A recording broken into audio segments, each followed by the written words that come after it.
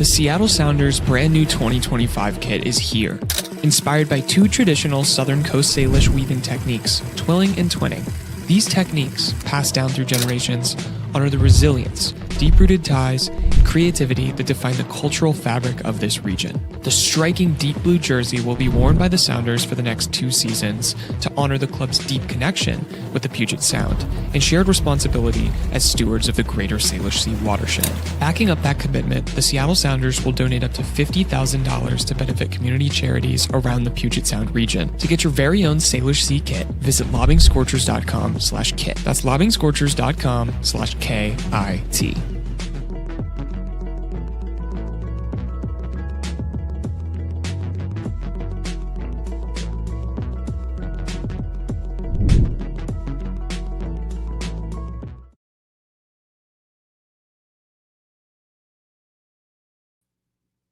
Good evening, everybody.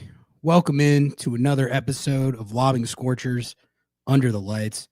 Got a great show planned for you all tonight. We're going to be talking about the Seattle Sounders. You guys ever heard of them? Seattle Sounders. We'll be talking about them later on in the show. I'm going to be talking about the live show that we did down at Starfire for the Tacoma Defiance U.S. Open Cup game, which they won. They beat the Oakland Roots. I'd like to think that's because we were there. Going to do some Schmetz sound, some Rothrock sound, probably some Ferreira discourse, hit a couple of big headlines from around the league. There was a big trade, talk some transfer values. Got a lot to get to. But first, I'm very excited to welcome in our next guest. This man is a soccer writing machine based in the thriving metropolis known as Nashville, Tennessee, where Seattle's next opposition happened to be based. They're coming to Lumen Field this weekend. So it's my pleasure to welcome in right now. I'm going to add him to the stage. My buddy, Ben Wright. Ben, welcome in. Thanks for doing this. How are you doing this evening? What's up, my man? I'm doing well. Thanks for having me on. It's a little bit later here in Nashville, but you know what? I have coffee going and I'm ready to do this. Yeah, appreciate you staying up with us West Coasters to talk about this game. Ben, I didn't even honestly know how to introduce you title-wise. You have so many things, different hats that you wear. You and I work together on the MLS soccer editorial staff, where you're on our sterling team of match night writers. You always do great work with those stories and the siders that we do for those games. But you've also got an independent outlet, right? 615 Soccer going on. You're doing stuff with Backheeled. You're doing stuff with Give Me Sport. Shout out Tom Bogert. Before we get into this game here, anything that you would like to shill or promote, where people can find your work, or just what you've got going on these days, which is a lot? Yeah, it's hard to keep track of. Honestly, don't know how my wife puts up with it. So shout out to her off the bat. Yeah, I think if we're plugging stuff, I'm going to plug 615soccer.com. It's a new Nashville SC site that we started just this past January. Honestly, I think we kind of took a lot of tips from Sounder at Heart. Definitely Backheeled. Just kind of thinking what if we were fans of Nashville SC, what we would want to get to read and see about the team every week. And so, yeah, we launched this new Nashville SC website, and I think we've just been absolutely blown away by just the response we got. We kind of set a goal that we wanted for subscribers before the season started, and we 4x that within a week of launching it. So I think it was just really cool to see. I mean, I think we all knew that soccer in Nashville was kind of on the up. I mean, they have a 30,000 seat stadium. They sell a decent amount of tickets. Like, people around here seem to care, but we were kind of just blown away by how many people were off the bat interested in this project and supported it. So I think it was just maybe a little bit of validation that something cool is happening here. Yeah, absolutely. And I mean, ever since Nashville entered the league, I think the response from the city has been phenomenal. And Geodis Park is definitely on my list. It's one of the nicest. It's a state-of-the-art facility. It looks great on the broadcast, but the atmosphere at those games looks incredible. And it seems like, would you say the interest has sustained since the launch? Has it waned at all? Or what's the kind of status of the club in the city? Yeah, that's a good question. I mean, I think it was huge at the beginning, right? I mean, new team, maybe a little bit of that waned in the second year in Nissan Stadium, but then new stadium, it felt like it was right back in there, and then like Nashville just got bad. So from like halfway through 2023 through 2024, I think it definitely dipped a little bit just because the team was losing. They also just weren't playing attractive soccer. I think you can probably get fans. You can get fans in the stadium if you're winning games, or if you're playing soccer that's fun to watch. And if you're doing neither of those, it's a hard ticket to sell. So I think there was definitely a dip. And I think maybe it hasn't quite fully recovered from that. But they're winning games now, and they're playing like legitimately fun soccer under BJ Callahan. So I think I'm optimistic that people will start getting back in. I think you're probably starting to see a little bit of that. But I mean, once it starts really warming up here, I think over the summer we should see something similar to what we saw back when the stadium first opened. Yeah, I think that's a good segue into the first thing I wanted to ask you, which, so what I've been doing when I bring in guests to ask about Seattle's upcoming opposition is the first thing I do is I give you my perception of the team as an outsider, and then you can tell me if what I think as an outsider neutral actually matches up with what's going on the ground with the team, game in, game out. So Nashville SC. So I admittedly haven't watched a ton of Nashville SC this year, but so I started digging in a little bit this week, and what I have gathered is that a lot of the underlying numbers seem to show that they are playing really great attacking soccer at times in terms of like the build up and the movement and the chance generation and perhaps even the quality of the chance generation, but they're not racking as many goals as they should based on all of those factors. So it's like the soccer looks good, but there's quite a bit of meat on the bone. Would you say that's accurate? Yeah, well, I mean, 1000%. I actually, BJ Callahan had his pre-match presser this morning. I forget who asked him the question, but someone asked him basically how he would evaluate.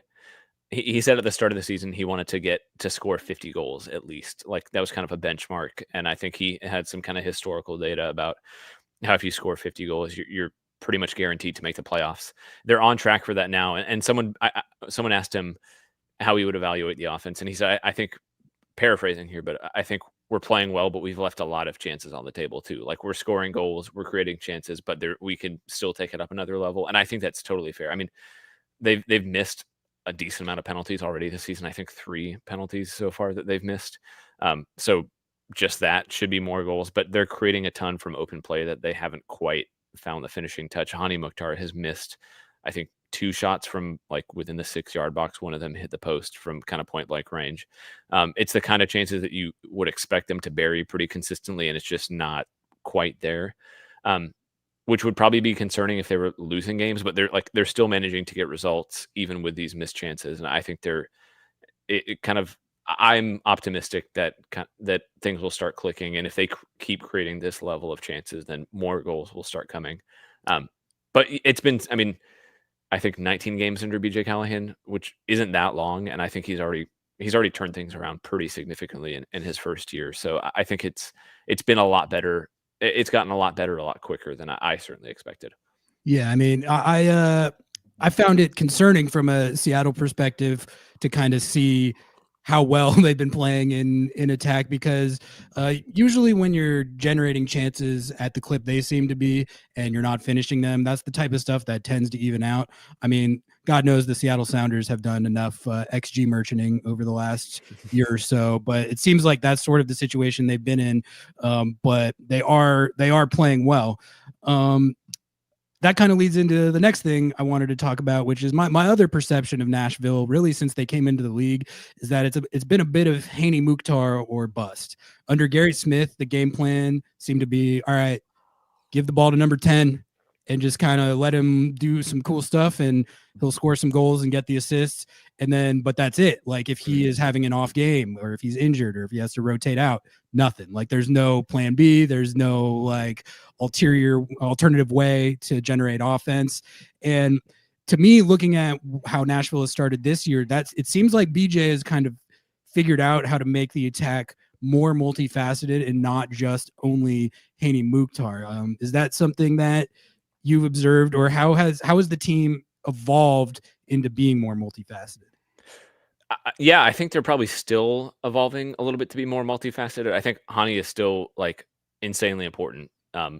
Maybe not to scoring the goals as much as he had been. I think it was pretty recent. It was like maybe as recently as 2023, he had either like scored or assisted 60 something percent of Nashville's goals, like total goals in MLS, which is, I mean, good for him, but also kind of yikes. Like Yeah. you can't be that reliant on one guy. I mean, to be fair, he was playing at an MVP level for probably 2 seasons. So like when you have a guy in that form, you can kind of ride it for a little while, but there was nothing else.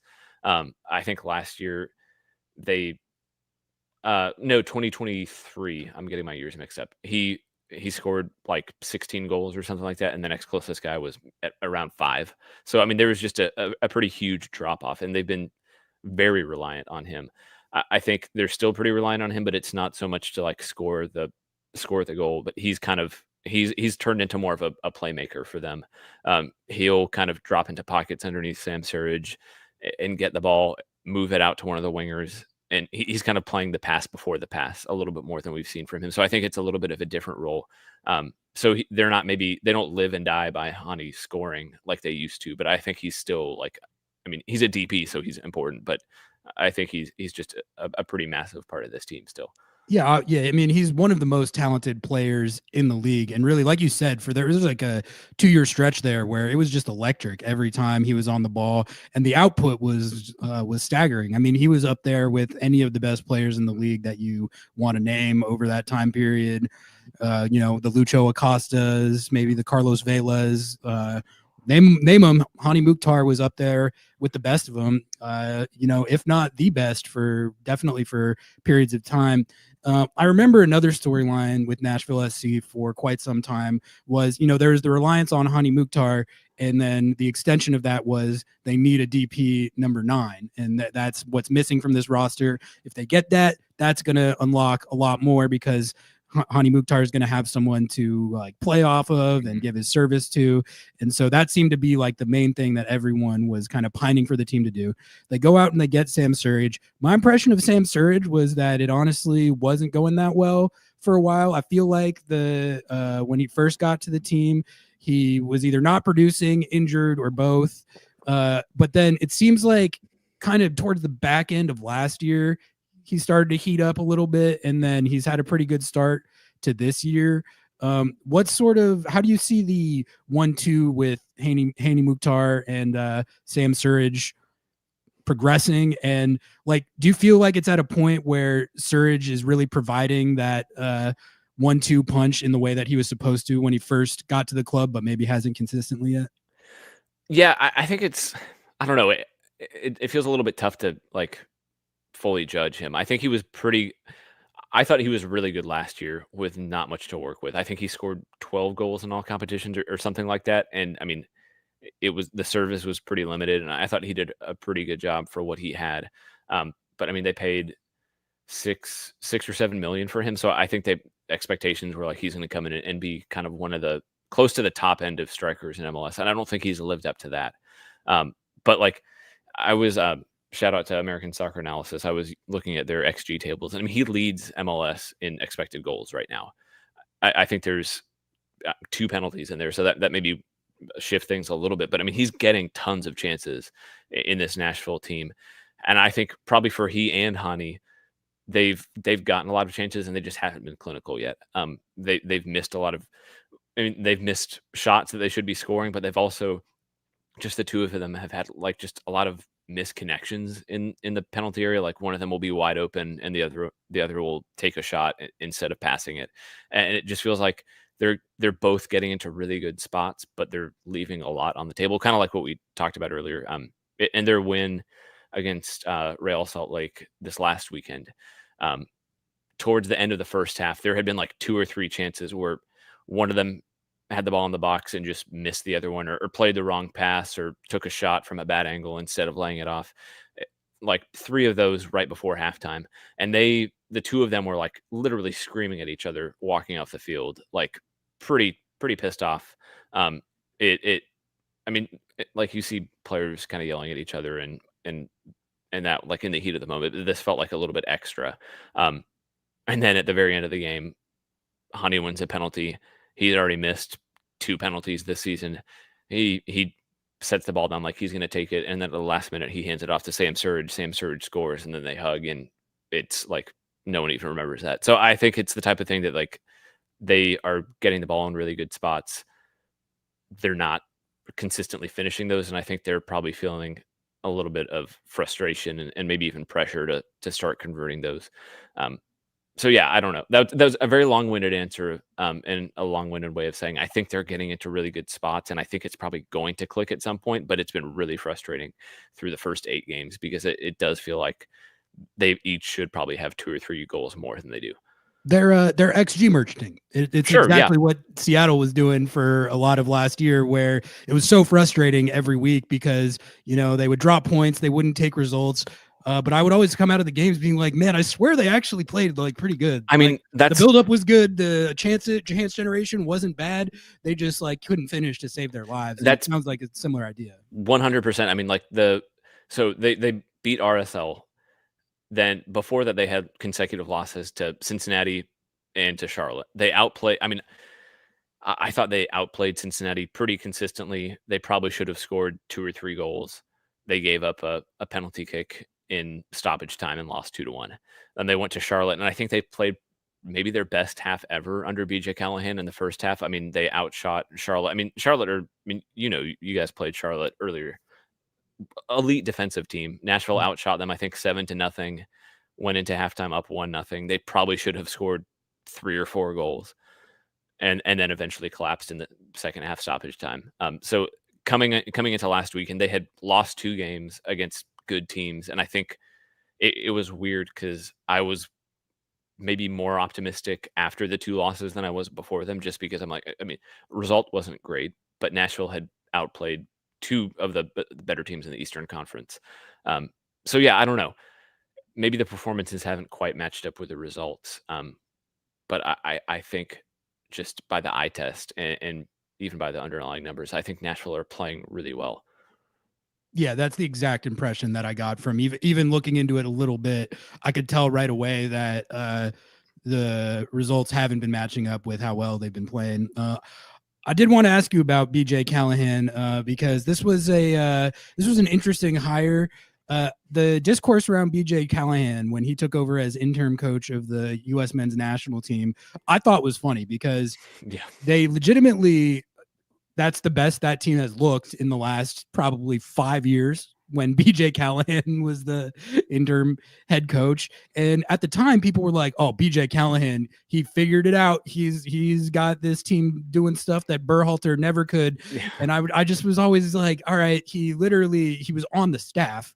Do you think he really told them anything that different? But you do have to admit that the U.S. MNT was playing a lot better when he was the coach. And then also, frankly, since he left and now they've hired Pochettino, they suck again. So maybe there actually was more to that than I was acknowledging. But as far as how he's done at the MLS level so far, it seems like he's actually meaningfully moved the team on from the Gary Smith era, which the Gary Smith era was honestly a little brutal at times. Like I said, it was Haney Mukhtar or bust, but also Nashville was known for being like a defense first team. Like, we're going to keep a clean sheet first and foremost, maybe hit you on the counter, let Haney do some stuff.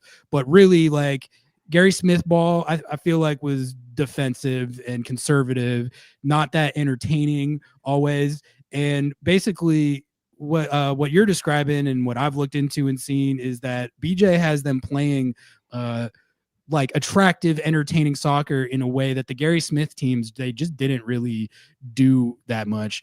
So I guess, what have you seen from BJ that's like, what is he doing differently to impart that style? And then what's just it like covering him day in, day out? What do you think of him as a coach? Yeah, I mean, so taking the second part first, I mean, first of all, he's just like a super nice guy. He's super personable, like really open with the media. Like, I've been surprised just like how generous with his time he's been. He had like a lot of the media out to the training facility within the first couple of weeks after he took over, and basically spent the whole day with us. He gave us like a similar video presentation to kind of what he walked the players through when he first took over the job, just kind of like showing how he wants to play and his vision for the club. He like answered all our stupid tactical questions. And like, so I think he gets the media side really well. And that's, so it just selfishly, it's been fun covering that just because he's fun to work with. He's easy to work with. And I think he kind of understands that side of things.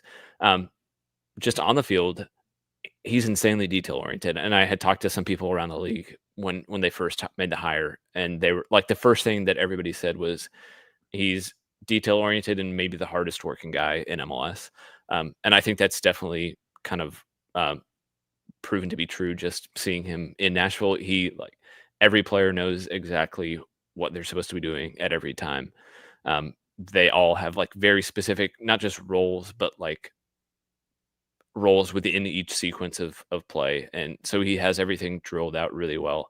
But I think from what I've seen, I think he's doing a really good job of putting everybody in a pretty sound structure that they all understand, but then kind of letting that turn into freedom, which I don't know if that makes sense. How I think everybody knows what they're supposed to be doing so much that that Nashville's on the same page, and then within that, there's room to improvise just because they understand what everybody else is doing. So I think he's just kind of completely reestablished how this team plays. Gary Smith was, like you said, very defensive, very rigid, but I don't think had a ton of like predetermined patterns or rotations or anything like that in the attack. And Callahan has come in and just like off the bat established some like pretty repeatable ways to create chances to move possession forward, but also just gotten everybody on the same page from the top to the bottom of the organization. Like he's aligned the MLS club with MLS Next Pro, with the academy. And so I think you're seeing a lot more youth development than you ever saw under Gary Smith. I mean, that was probably one of the biggest knocks on Gary, who I mean, I think probably definitely did a really good job kind of establishing the floor for Nashville. I mean, if you had told them they would be a competitive team, make the playoffs every year under Gary Smith, they would have bitten your hand off. So I think retrospectively, it's easy to kind of dunk on Gary for playing boring soccer. But I think Callahan's kind of just come in and taken a necessary step forward for Nashville and just turned them into a more modern, proactive club. Right. Well, you can't deny that the Gary Smith ball was effective. And I actually think that the way Nashville went about the launch, hiring like an MLS experienced coach like that, and then kind of creating a style and identity that gave you like a solid competitive floor. And it's not like they were splashing cash like Atlanta United. Yeah. They did on, if you're not going to spend a ton of money, yeah, like that, you can either come in and spend a ton of money and play like great soccer off the bat as an expansion team, or you can do the Nashville route, or yeah. I mean, you could go Cincinnati or Minnesota, but I think that's the route you want to avoid, though. Right? Yeah. Like what Nashville did is what Cincinnati and Minnesota should have done, but I think tried to do. Like Cincinnati, I think tried to go that route and just failed miserably. Well, they brought up like their entire USL squad, which that was like mistake number one. And then didn't they like stock up on super draft picks at one point? Yep. And they were basically trying to build it through their, I think they felt this loyalty to the USL guys because they were the best team in the USL. And they were like, we dominated USL with these guys. I bet they can hang in MLS. And then immediately it was just like, nope.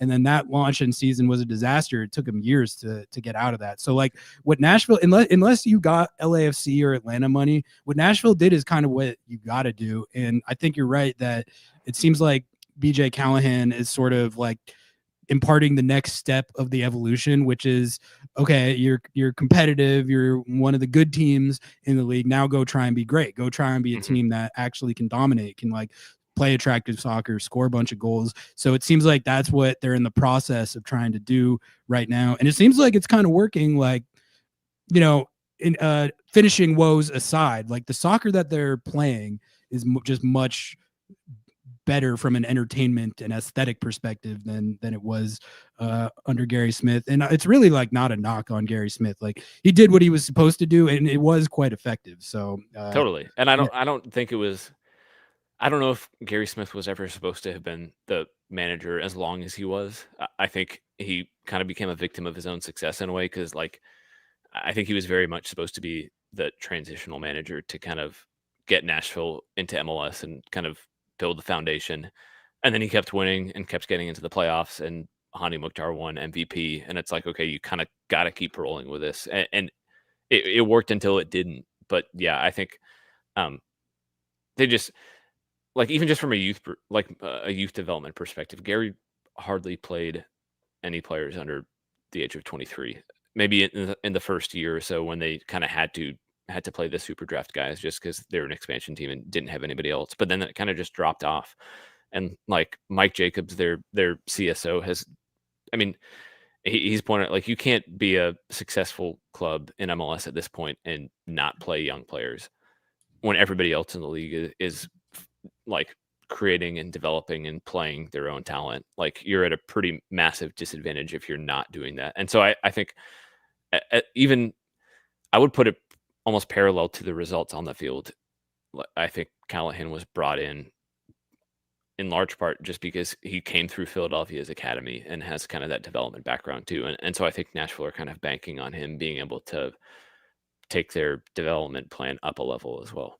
What's the situation with the Nashville academy? Because I honestly haven't heard much about like their youth development setup at all. I think every club has got a youth academy now. Yeah. So I know they have one. They started theirs Yeah. they didn't. I think a lot of expansion teams end up starting their academies before they start playing, and Nashville didn't. The first year of their academy was 2020, and they started with U13s. So you're just seeing a lot of those guys now who started with the academy hit like 17, 18, 19 years old. And so I think you're really starting to see like the first wave of guys who could be signing with the first team. They have 3 homegrown signings, Isaiah Jones, Adem Sipic, and then Chris Applewhite, who just signed this offseason. And I think of the 3, Applewhite is kind of like the guy who seems like he has real MLS potential. He's a 17-year-old center back. He started the most. He just turned 17 like late last fall and started the most minutes of any center back for Huntsville in MLS Next Pro last year. So like he was a full-time starter at the Next Pro level as a 16-year-old. And so I think they're pretty high on him. He's really good with the ball. He's like just a huge guy for a 17-year-old. And I think he has a little bit of development to do, but he has like all the physical tools to be like a pretty high level center back in the MLS. So yeah, I think they're still trying to really like turn that academy talent into Next Pro and MLS talent. And I think Nashville is just not like a super hotbed of talent like you get in other places around the league. But I mean, I think they're starting to make it work. Yeah, I'll be keeping tabs on that because I mean, you're right. Like, if you actually take your youth development seriously and generate first team players, it can give you such a leg up on the competition. And I mean, Seattle has benefited a lot from that over the years. I mean, Jordan Morris is obviously the biggest example, but like in recent years, they've gotten to the point where they're playing for the first team, and you've had guys like Danny Leyva, Obed Vargas has broken out, and they traded Josh Atencio for $1.3 million. So you can start doing stuff like that when these players come to fruition. So let's see if Nashville can do that. Yeah, Ben, I actually asked BJ about that this morning, and he said, okay. I forget exactly what his line was, but he basically said Seattle's like the model club for getting production like at all levels of the like MLS Next Pro Academy and kind of moving guys from that. So I mean, he was super complimentary of just the job Seattle's done. Yeah, I think FC Dallas is in that conversation. The Philadelphia Union are in that conversation. Yeah. But like it's a pretty strong correlation between the clubs that take it the most seriously and get the most out of it and the clubs that are successful. The Union famously Moneyball and then just have an army of academy kids that are all good. Like they did, it's wild. they traded Jack McGlynn for a bunch of money, and they have like probably 5 others. Like that's just how it goes.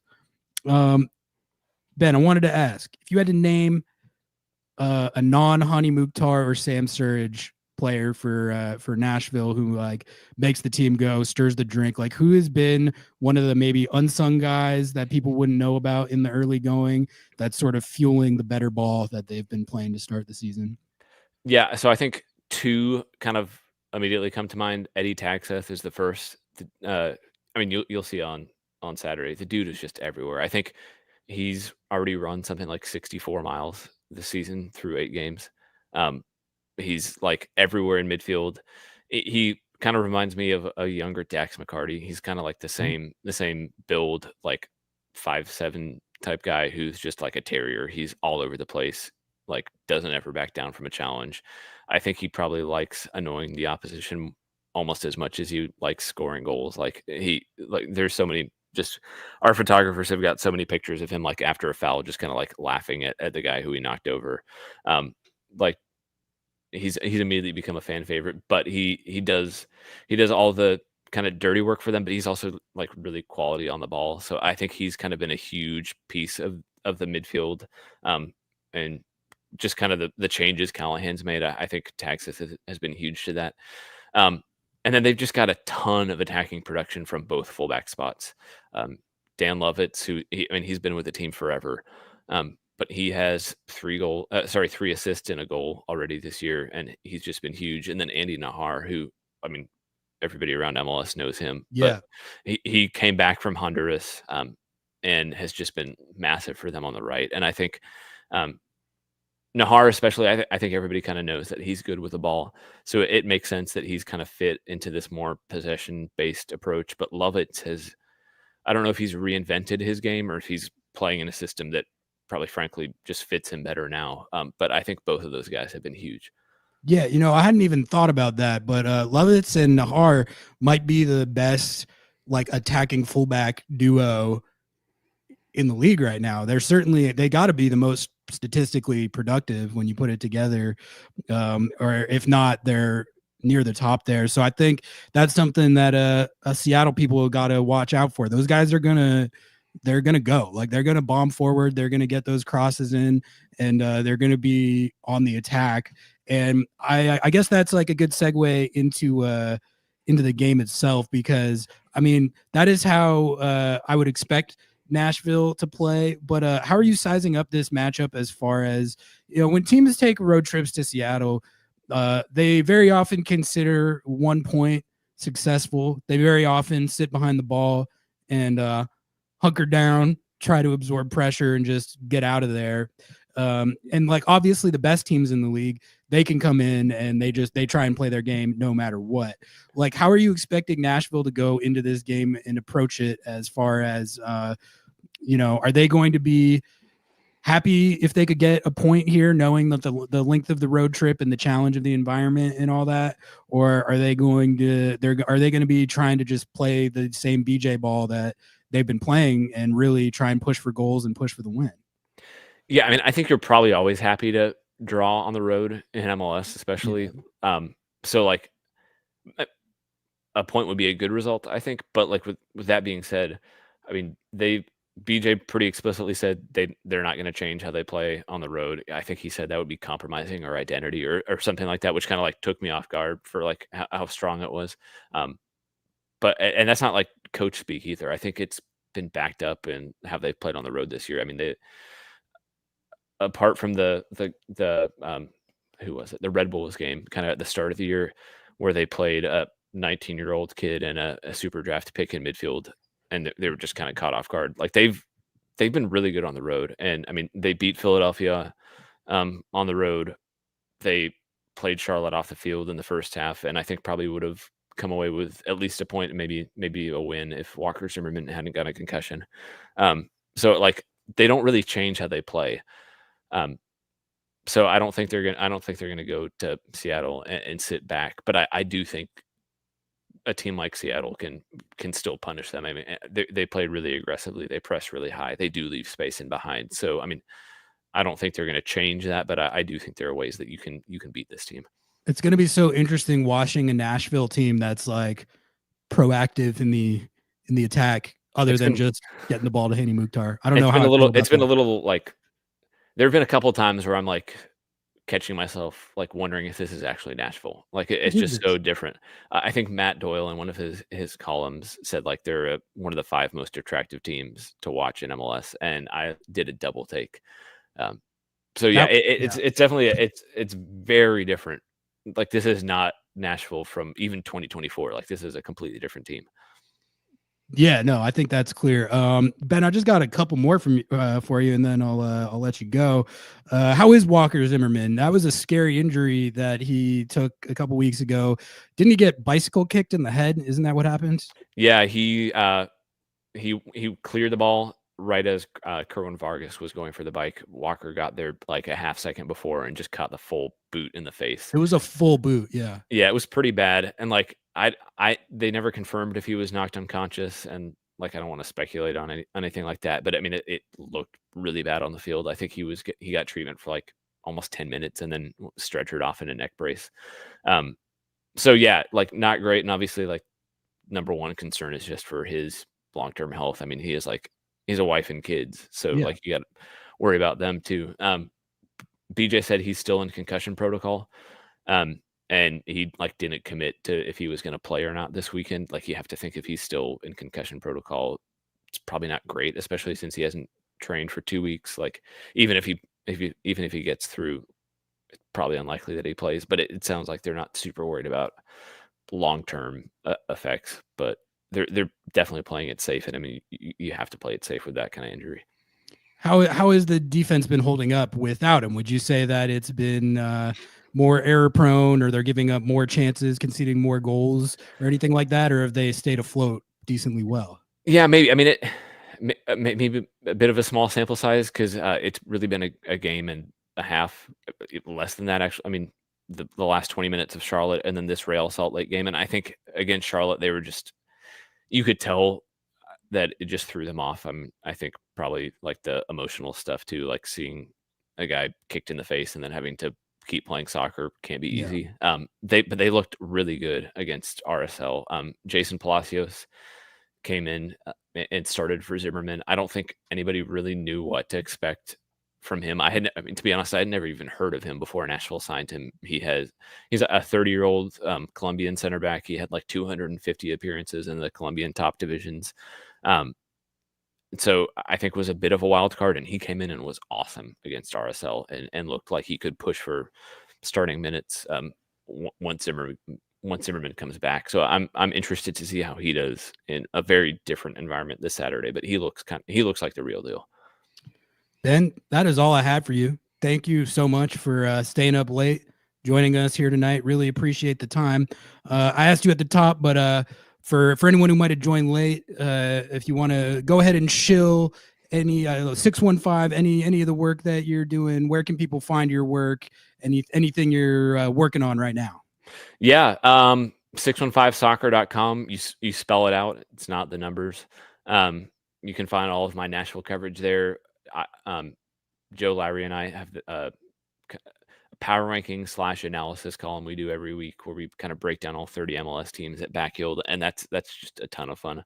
We've been doing some version of that for the last 2 years, and it's one of my favorite things to write every week. So definitely check that out. Probably the easiest thing to do is just follow me on Blue Sky, just Ben Wright, and I post to pretty much everything I do out there. Everybody follow Ben Wright, sub to 615 Soccer. All right, Ben, thanks again. Appreciate the time. We'll have to do it. We'll have to do it again soon. You know, I know you cover the whole league, so I don't even think Nashville has to be playing Seattle for you for me to get you on. But definitely down to do this anytime. Appreciate it, man. Have a good one. Take care. That was my friend Ben Wright of 615 Soccer, of our MLSsoccer.com editorial staff. Give Me Sport, Backfield, man who wears many hats. Again, learned a lot about the opposition by bringing on these guests. You know, I feel like I'm even more of a sicko because doing this every week. I get all of the knowledge that the people who cover the teams every day have that I wouldn't have. So I've been having a lot of fun doing this, and hopefully you guys are enjoying the interviews and learning more about these teams yourselves.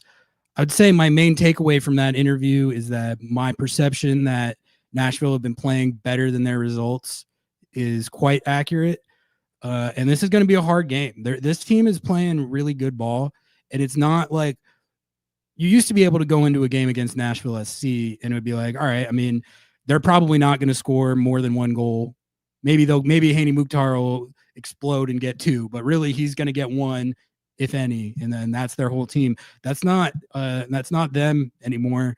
And I think what we were talking about with the fullbacks is a big thing in this game. Like that's going to present a challenge for Seattle's defense, who will be playing without Jackson Reagan. So I think it's a good challenge. It's good to play a good team when you're going through a tough stretch. I think. I mean, might make it less likely that you take the result, but you find out what you're made of. So that's something, I guess.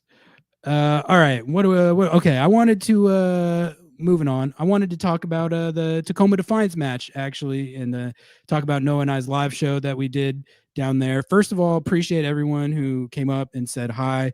You know, a couple people were like, I don't know if it's cringe to come up to you guys. And we were like, no, it's cringe not to.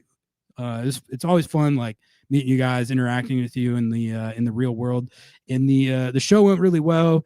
We talked to Sounders technical director Henry Bronner. He was gracious enough to give us about like 15, 20 minutes probably of his time. And we mostly talked youth development, MLS Next Pro, Tacoma Defiance, stuff like that. Got some good insight from him. Learned a little bit about Omar Hassan, who I think is the most exciting, intriguing prospect that Seattle has coming up right now. What I think is interesting about Omar Hassan is that, they're developing like a real pure attacking player. Henry even talked about this. He said, we've produced a lot of 6s and 8s, wide backs, stuff like that. But we haven't produced as many pure attackers like this Hassan kid has the potential to be. So that's a name to keep an eye on. But go watch the interview. And the game itself was, I had a great time. MLS Next Pro games are kind of lit. Like, you can tell that they are kind of catering it towards, I would say, like there's like a lot of Gen Z and like high schoolers there, that I think it was like a lot of family that was there, and the extended social groups of the players and stuff. But they did a good job. They do a good job of like making it kind of a cool place to be. Like they're blasting like rowdy music the whole time. Every time Defiance score a goal, the guy does the Kool-Aid Man, oh yeah, which I thought that was fun. And the atmosphere at Starfire for how many people there were, which it wasn't filled like an Open Cup game, but people were really into it. I mean, there was multiple people who were just screaming the whole game. A lot of it was just yelling at the ref, but the atmosphere was good. And then the game itself, Defiance played really well. They're playing one of the worst teams in USL right now. But like, honestly, when you're an MLS Next Pro side, any USL team that you play is going to have guys that have been playing at the pro level a lot longer than you. They have a lot more experience and savvy than you, just by virtue of their age. And a lot of them, they're a lot bigger. Like the size differential between like the Oakland Roots CBs and the Defiance CBs was pretty funny. Like the Oakland Roots guys, big, stout, built like strong safeties, and you got MLS Next Pro kids running around out there against these guys, and they beat them. Peter Kingston, Pete, he's a new one I'm paying attention to on Tacoma Defiance. He hit a nasty free kick that looked similar to one that he hit for Ballard FC. And that was Defiance's first goal, but really they had been on the front foot until that Pete goal. The De Rosario kid put one off the post like just a few minutes into the game, and the crowd was like really into it from that moment on. Really, like he rang that off the post, and everyone was like, okay, like it's on. This isn't a game where Tacoma Defiance is going to get run over. They're here to play. And then the De Rosario had the game-winning goal in extra time, and the whole place went nuts. He ran into the crowd and was pumping everyone up. It was pretty awesome. So I definitely recommend going to Defiance games, even if it's not Open Cup, just because I was kind of surprised at how live it was, like how good the atmosphere was, how much the crowd was into it. Like I said, they're playing music the whole time. It was fun. And Defiance won, and it actually worked out even more comedically because now they're playing the Portland Timbers first team. The actual Timbies are going to be playing Tacoma Defiance in the Open Cup at Starfire, which I think we're planning on going again, hopefully doing another live show. So if you didn't go to this game, definitely come out and hang out with us at the next one. Everybody's welcome to come watch us record. Hopefully we'll have a setup where we're actually facing the crowd this time. We had lighting issues that didn't allow for it to be a dynamic where there was actually an audience. But we're trying to get out there again for this Defiance Timbies Open Cup game, which is going to be not easy for Defiance. I mean, this is the next step up. Like, they're literally playing an MLS first team. So it could be the worst team in MLS, which the Timbies are not right now. They're actually playing pretty well. But like, there's just such an experience gap, and realistically, I mean, I don't know. You got all the big dogs on the Timbies who could be playing in this game. They just have a lot of experience and quality on these kids that aren't that experienced. So it's going to be a tough game. But what I will say about that is that if Defiance does beat the Timbies, that would be really funny. That would rule. That would be greater bragging rights, honestly, I think, than any Sounders win over the Timbies in Open Cup even could be. Because it's MLS Next Pro. Like, if the Timbies, all the pressure is on the Timbies for the game. If they lose this, they're going to get clowned on absolutely righteously. And if they win, it's like, I mean, that's what you're supposed to do as an MLS Next team. Like, whatever. They're not even going to get that much credit if they win. Not from me, at least. So it's really, there's only... they're the only team with anything to lose in this situation. They sacrifice a lot of dignity if they lose this game, and that presents these kids with a great opportunity. And I just think in general, like, there was a lot of discourse about how the Sounders first team wasn't in Open Cup this year, and how sending Defiance was sort of like a knockoff or whatever. A lot of people weren't happy about that. I think Noah and I were both saying at the time, like, this actually could be fun. Like, obviously, I think in an ideal world, we all want the Sounders first team to be in Open Cup, but just like, I understood the logic of, they're in Club World Cup, CCC, and Leagues Cup. It's just too many games at a certain point. So I mean, I was okay with it the whole time. I know some people weren't, but now that I've actually seen it in practice, there's no better experience for these developmental players than to play in games like this, like elimination games where the pressure is on. You got to be on it. The intensity is super high. That's how these developmental players get better. Like, grinding the MLS Next Pro games is how you get better too. Like, and that will help their development. Every game that they play will theoretically help their development because it's all reps, it's all experience at this point. But playing in games like this, in situations like this, and really testing yourself, really having to play in these high pressure moments, being in an extra time game against a USL squad and then winning, that makes everyone on that team better to like get reps against this competition and to actually excel, to win the game. It's huge. It's huge for the team, and it's huge for all the players on the team. So I think they have another opportunity to build on that in this Timbies game, even though I'll be honest, I'm not expecting it to go as well as playing the Oakland Roots. The Oakland Roots, God love them, did not strike me as a particularly good soccer team. They were not happy that they got beat by an MLS Next team. But the Timbies, it's like any MLS team, it's a whole different animal. Will any supplemental players be loaned down to the match? Pauly Primetime suggested he wasn't interested. I mean, I don't know, but there's only so many guys that are eligible for that. Rothrock is one, but like Georgie can't go down for it. Andy T was playing in goal against the Roots, so I imagine he will again. And Andy T, that's honestly proven to be a valuable resource in a game like that because Andy T was on it all night. They had one big chance. And Andy T was up for it. The Oakland Roots goal came on a penalty, which I think it was a fair call. It happened like directly in our sight line. And so I definitely didn't have that much of an issue, if any issue at all, with the call. But Andy T was locking it down. He'll be out there against the Timbies. And like I said, it's an opportunity it would be like the funniest win in the history of the organization, like the Sounders organization, if they win this game. So I'm all for it. We're gonna be down there. We're gonna be down there one way or another. And go watch Tacoma Defiance. Go watch Tacoma Defiance. All right. Do you guys want to talk some Seattle Sounders? Yeah, I agree. Andy T, man of the match. Let's talk some Seattle Sounders, I guess. There's stuff going on. Jackson Reagan out 4 to 6 weeks. Brian Schmetzer said at practice yesterday, I believe, which sucks.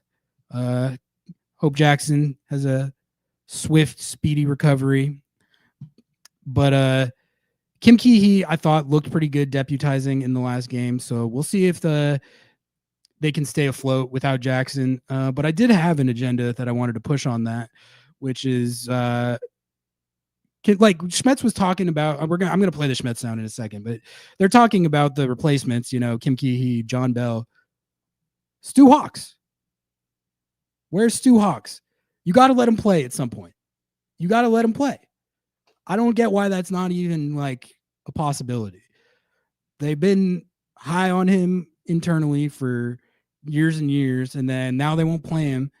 The rationale being, I think, that he's too skinny. But like, how are you going to know if he can hang if you don't let him try? So I would like to see Stu Hawks get some sort of run during this period when Jackson is out. Maybe they can make it so if there's a situation, put him in the match day squad, and if they get up a couple goals and it's late in the game, that type of situation, they can get Stu Hawks in there at some point.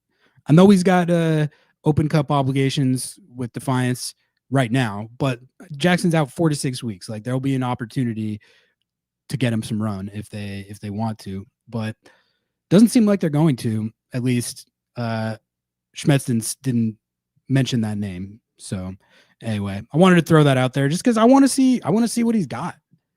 It's time. It's time to give it a shot. All right, let's watch this Schmetz interview. I actually haven't watched this fully yet, so I'm just gonna play the Schmetz sound, and we'll react to it. Just have to pull it up right here. Oh, what is this? Oh God.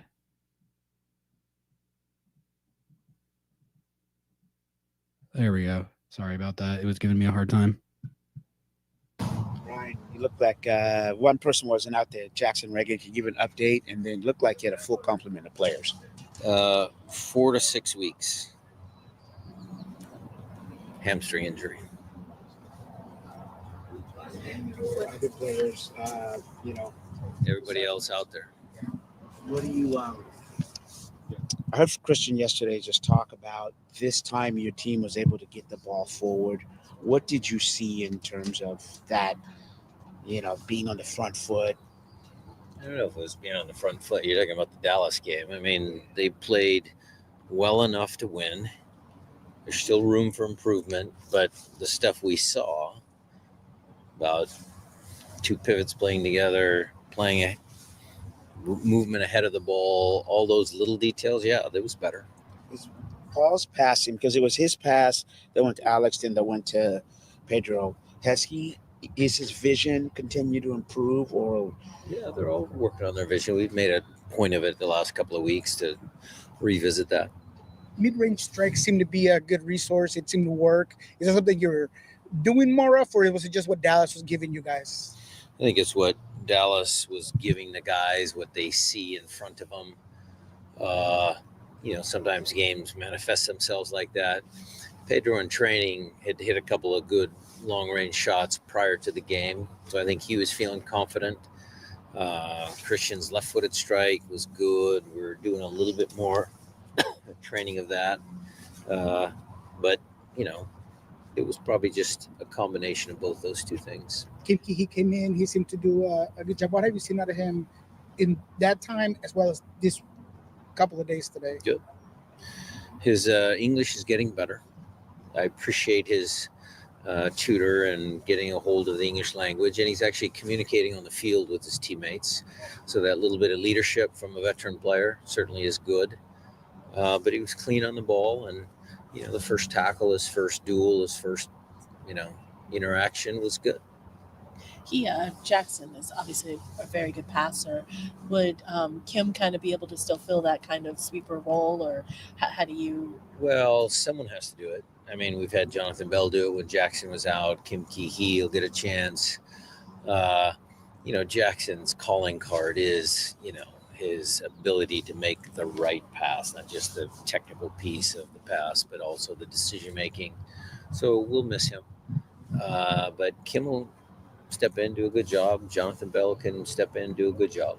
And obviously Jonathan's been here for a minute, so Yeah. he would be very comfortable.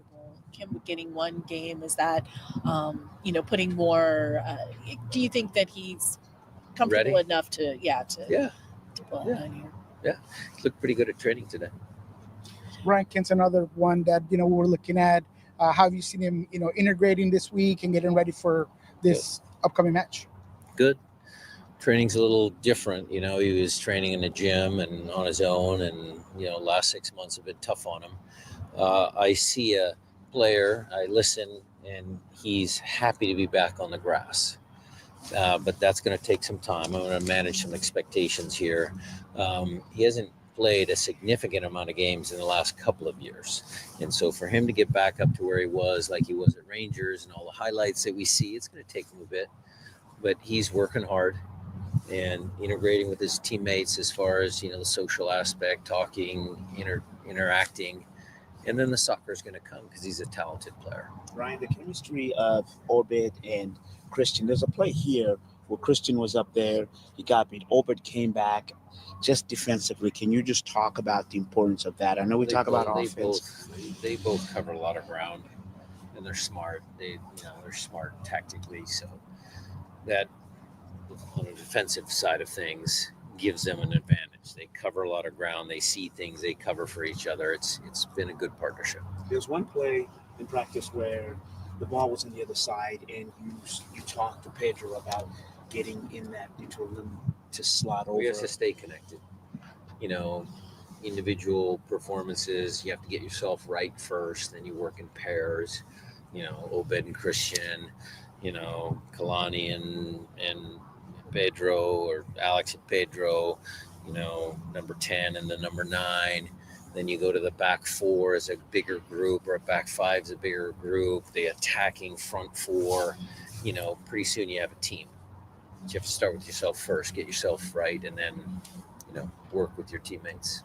The team, especially with Pedro, I know he's a creative kind of player, but they seem like a little bit more creative against Dallas to kind of start. Is that kind of what you saw? I think you're seeing the joy in Pedro being able to be back out on the field. You're seeing a kid who loves to play, and just the joy of running around, kicking a ball, passing, running. I think you're seeing that. Going back to your pivots, Christian has the most minutes out of any player. Is that something that you're trying to create some continuity, and maybe that's why you're not rotating them as much as other players? I don't know if I'm not rotating them. Each game's different. Christian certainly has been an integral part of this team since he joined. As a rookie in 2015, were his numbers that high? Were his minutes that high? No. But as he progressed, and certainly, the last couple of years, he's been, one of the first names I write on the sheet. JP hasn't gotten a lot of minutes. Obviously, he's a guy that you can count on come in any moment in time. How's he doing? So is Danny. JP and Danny are great. Good pairing against LAFC. Sorry, Brian. You talked about pregame this last game. You needed your team to stay on top of them. How would you rate how your team took advantage of that in terms of staying on top? Well, we scored the first goal, if that's what you're asking about. We haven't played from the lead in a while. So that was a good thing. And I think we were able to close it out through good defending, a little bit of, stress, the substitutions because of the injuries, all that. They came together as a group and got it out a 1-0 win. It's a Friday question, but you're playing home. Just the importance of that first, 20 minutes or even 10 minutes. We're trying to come out on the front foot. Nashville's a good team. It'll be a challenge, but we're going to come out with a home crowd behind us and see what we can do. With Kim, what's changed maybe about him that you saw Kim? Since 2019? You're stretching my memory. He looks the same. He looks fit. He's got a few more miles on him, a few more years on him, but he still looks good. I mean, he when I was roughing the game here earlier today, like I said, he's communicative. He's talking, which is a little bit different than from before. I think he was a little more quiet. He had Chad Marshall and Roman to play with, so maybe he didn't need to be that loud. But he's been great. In terms of just knowing where they're at, Alex, Jordan, Albert all had some knocks. Where are they at right now? How comfortable are you with them going into this game? They'll all be involved in the game. Just depends on, what the final lineup decisions are. BJ Callahan and this Nashville team, offensively, they're top 4 in XG. They seem to put the ball in a lot into the 18. What other challenge do they present to you? They got a big striker. They got a clever number 10. Midfield works.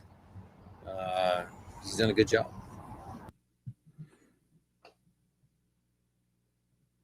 All right. That was Schmetz from training. I don't know about you guys. I thought the answer that caught my ear the most was when he was talking about Ryan Kent. I'm really hoping that he plays in this game on Saturday. I'm not sure. I don't think he said either way if he was going. Or maybe he did. At the end there, he was talking about Jordan and Rusnak, who are going to factor into the game in some capacity. But hopefully we get to see some Ryan Kent. Schmetz was doing some expectation managing there. He pointed out that really it's not even just in the last 6 months that Ryan Kent's been totally out, but I think there was injury issues before that, and maybe he wasn't getting in games at his previous clubs or at the Turkish club even before that. So he hasn't played in a while, and Schmetz was kind of saying might take him a little while to get back into it, but he's talented enough that once he gets some reps, gets more comfortable, we'll start to see him make the impact we think more at that point than right off rip, which I think that's fair for him to say. But I think for me with Ryan Kent is, I don't know, it's just something to be like interested in. The season's been a lot of a slog so far. Champions Cup didn't go that well. There's been a ton of injuries. So I'm looking forward to just having an injection of just something new, even if it doesn't work out. Like, I'll be interested to watch it. And I'm cautiously optimistic that this player can actually be an impact player. And I think if this is his first opponent, it'll be a good test. They're not going to have Walker Zimmerman, who's still one of the best defenders in MLS. He's won Defender of the Year. Has he won Defender of the Year twice? So he's really good. They're not going to have him, but they're a solid team. I mean, we were just talking to Ben about it.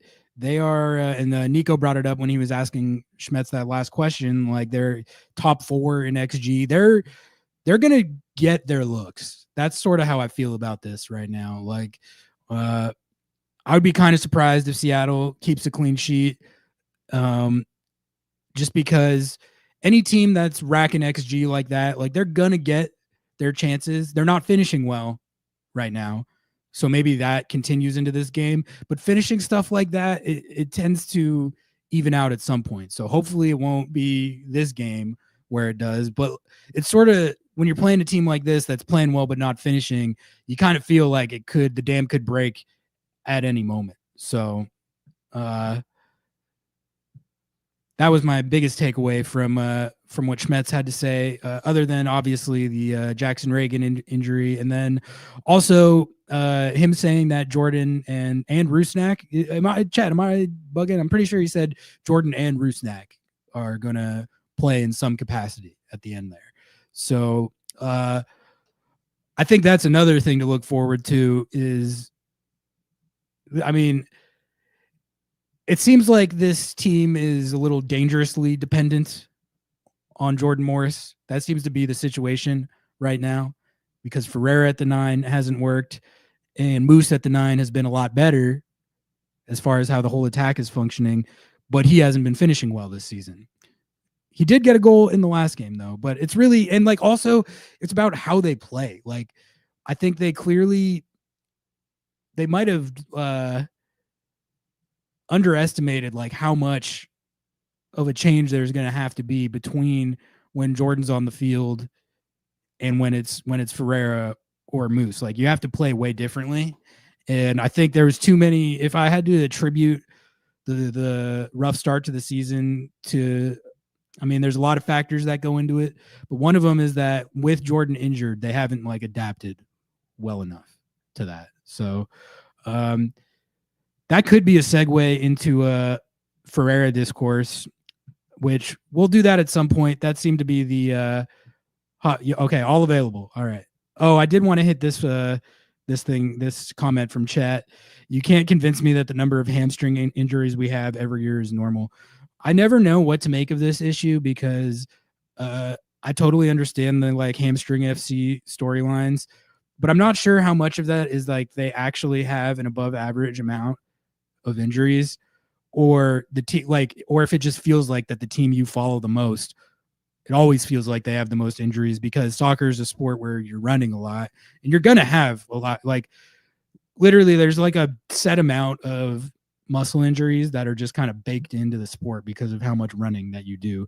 But I won't deny, like, it does feel like Seattle has an above average amount of muscle injuries. Some people think that's the turf. I don't know about that. But it is always going to be a topic of conversation with this team, because it is frustrating to like go through all of preseason, have this kind of vision in your head of what it could look like or what it's supposed to look like, and then 2 games into the year, 4 guys are out 4 to 6 because they pulled their hammy. Like, we all know the situation with De La Vega since he's been on the team, but I think this next stretch of the season coming up is big for the De La Vega thing. He was playing really well. He actually was looking, I thought he was looking like the player that they thought they were getting in definitely in the Antigua series, and just to start the season, he was looking really good. He was looking very dynamic. He was trying stuff. He was taking people on. Mark Kastner called it expected trying things. His expected trying things was off the charts. So I really liked, honestly, what I've seen from him on the field so far this year. It's just the injury thing cropped up again. So it's kind of make or break the way I see it for the rest of this season. I still think that the signing can work out if they are actually able to keep him on the field and play a full complement of minutes. If they're able to do that, to me, he looks like he can actually make the impact that they thought that he was going to be able to make when they brought him here. It's just a health issue. It's not like, I don't think it's a talent issue or like a fit issue like we've seen with Jesus Ferreira.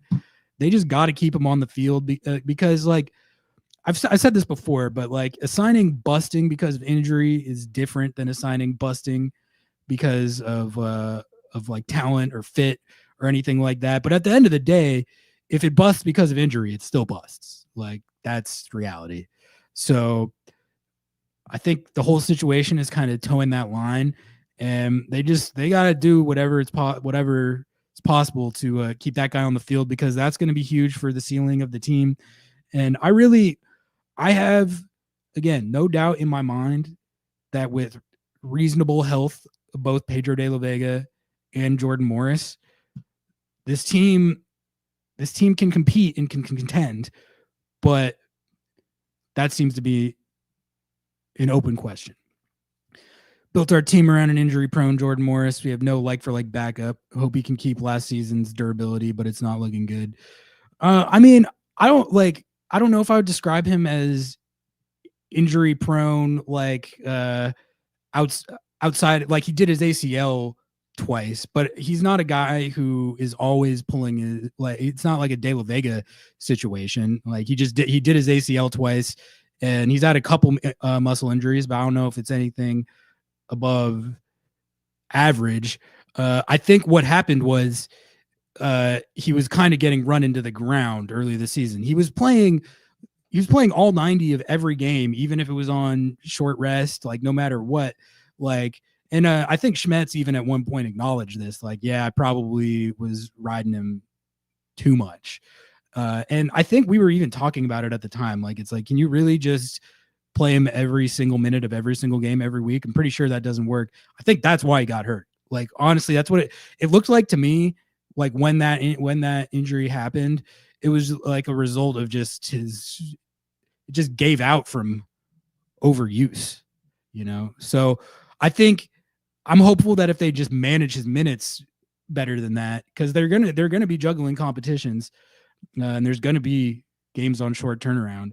Hopefully that'll keep him healthier. And I think what you said though, Jake, about the like for like replacement, like, yeah, that's what I was getting at. Like they didn't figure that out. They didn't figure out how to play without him. But I think what that does mean is that if he's healthy and he is playing, this should be a good team. Theoretically, it's not just him; it's him and De La Vega. And then we'll see what happens with Ryan Kent. I'm excited to finally get to see him play, hopefully. Did anyone else find it funny that CBS named one of the U.S. Open Cup groups after Dempsey? Dempsey still haven't served all of his ban. I didn't see that. That is really funny because, yeah, relations between Clint Dempsey and the U.S. Open Cup famously did not end particularly well. That was very notable decline in relations between the two parties. I think we all know the situation with that, but like that, I noticed it was like a year or two ago, their official Twitter account was like doing, like, they were like banter tagging him. I'm like, he's still suspended. You're right, Joe. He literally, that's the whole bit. Like he's still suspended from the Open Cup. If Clint came out of retirement and the team he was on was in Open Cup, he wouldn't be able to play because of a red card from a decade ago. God, was that a decade ago? Damn. Just dated myself right there. Kenny, thank you for the $2 super chat. Appreciate the support, man. Nuhu is a top 4 defender in Sounders history. Hey, you know that I actually am with that take. One of the listeners who came up to us and was hanging out with us at the game, she was telling me that she appreciates that I'm the Nuhu defender. And like, really, that's a mantle that I ended up taking up, that I felt like I don't actually feel that passionately about. Like I shouldn't have had to take up that mantle, but I'll still take that mantle. I think, like, honestly, I understand the frustration with the player at times. I've never denied that watching him can be frustrating at times.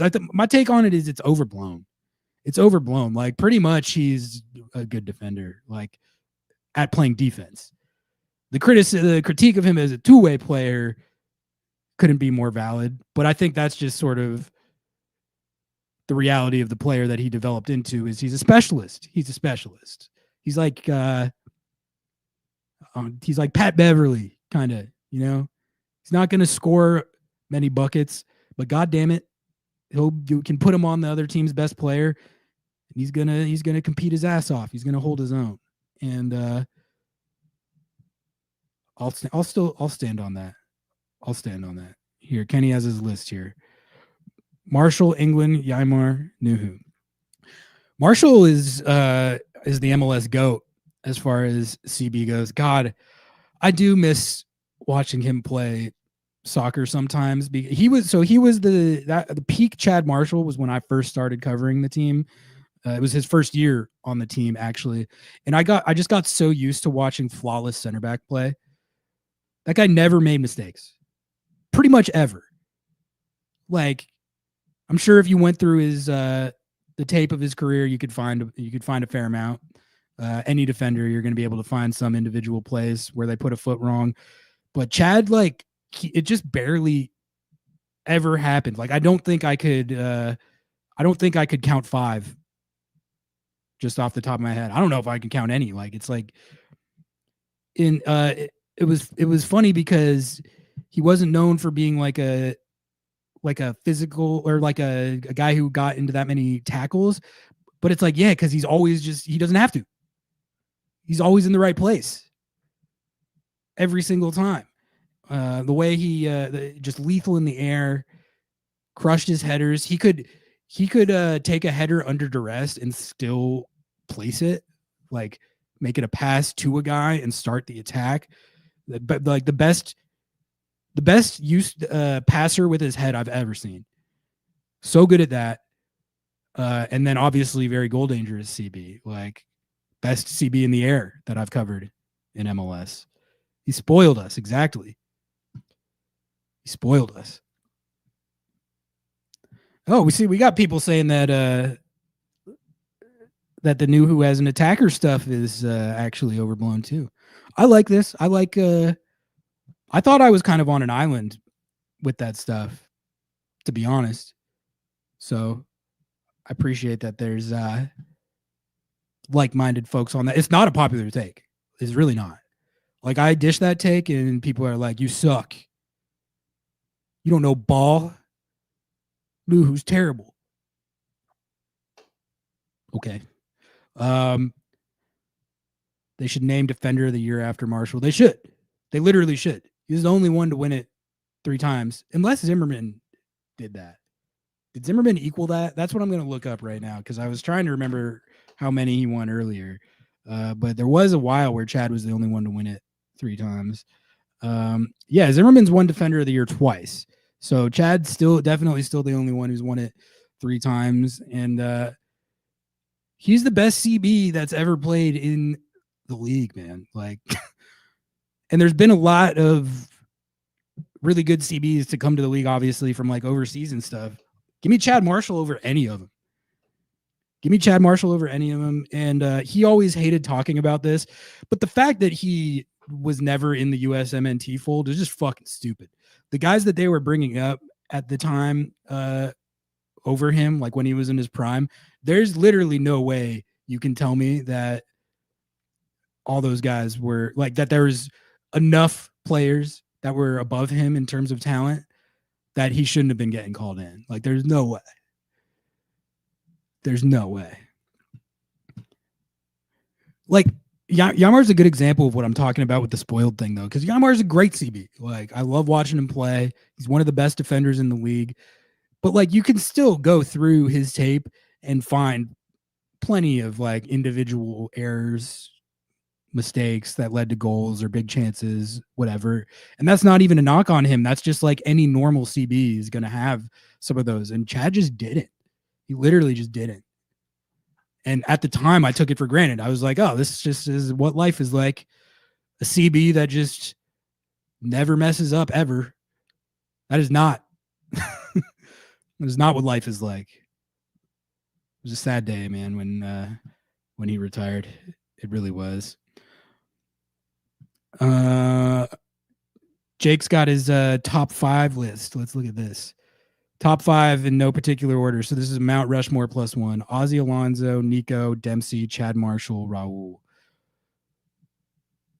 I don't know if I disagree with any of those. It's tough if we're doing field players. It's tough not to have Fry on there, isn't it? Like if we're doing goalkeepers included.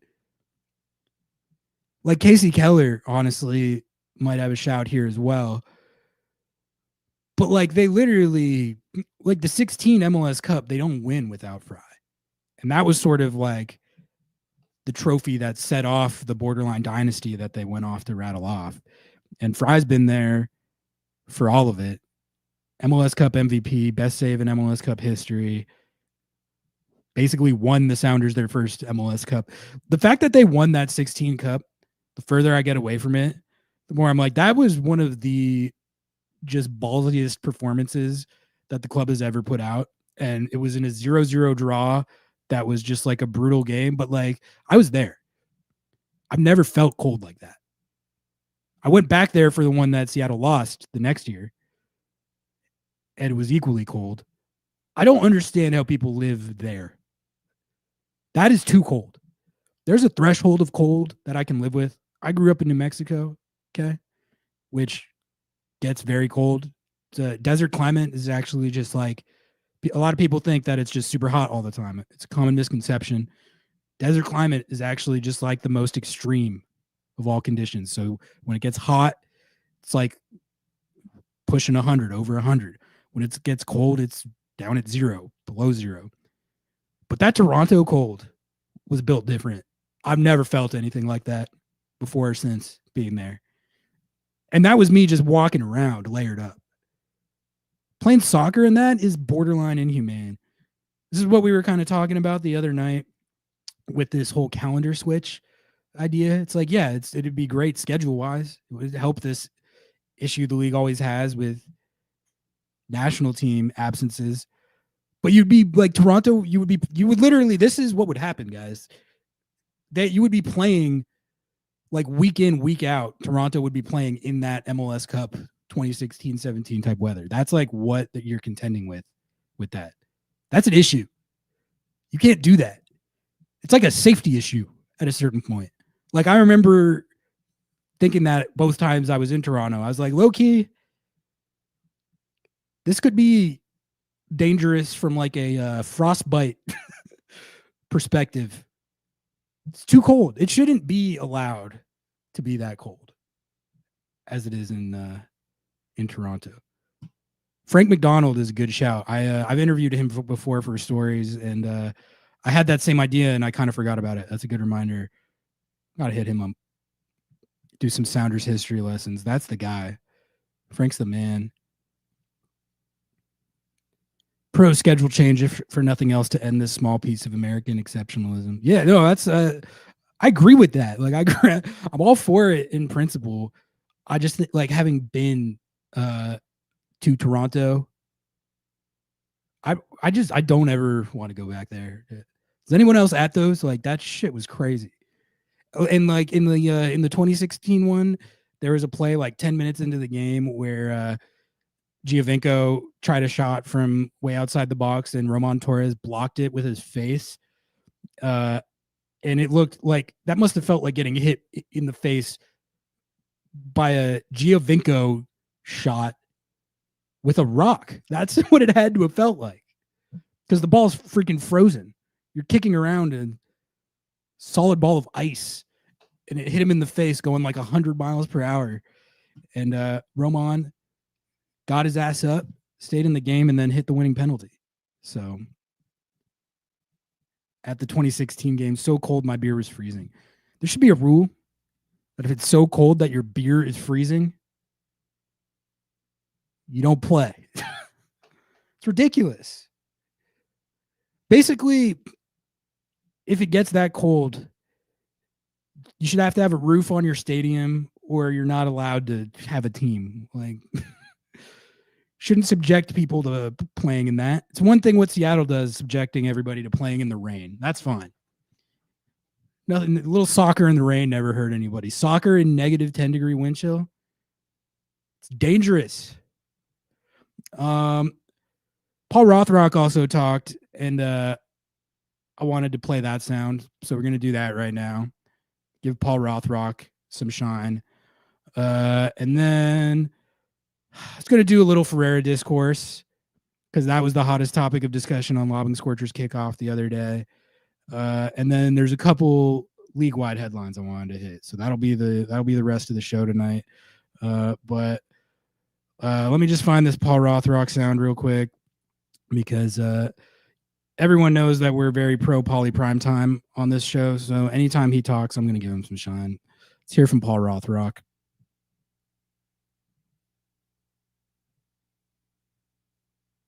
If I can get my screen sharing to work. Why is this giving me such a hard time tonight? Come on. There it is. Paul, what's going on? Talk to us. Oh, I'm clicking on the wrong thing. Paul, maybe we should start off just talking a little bit about the Tacoma Defiance. You play with that team a little bit. I just wanted to just get your take on that win. How'd you feel it? How'd you see it? Yeah, really happy for the guys there. What an opportunity to play against the Timbers at Starfire.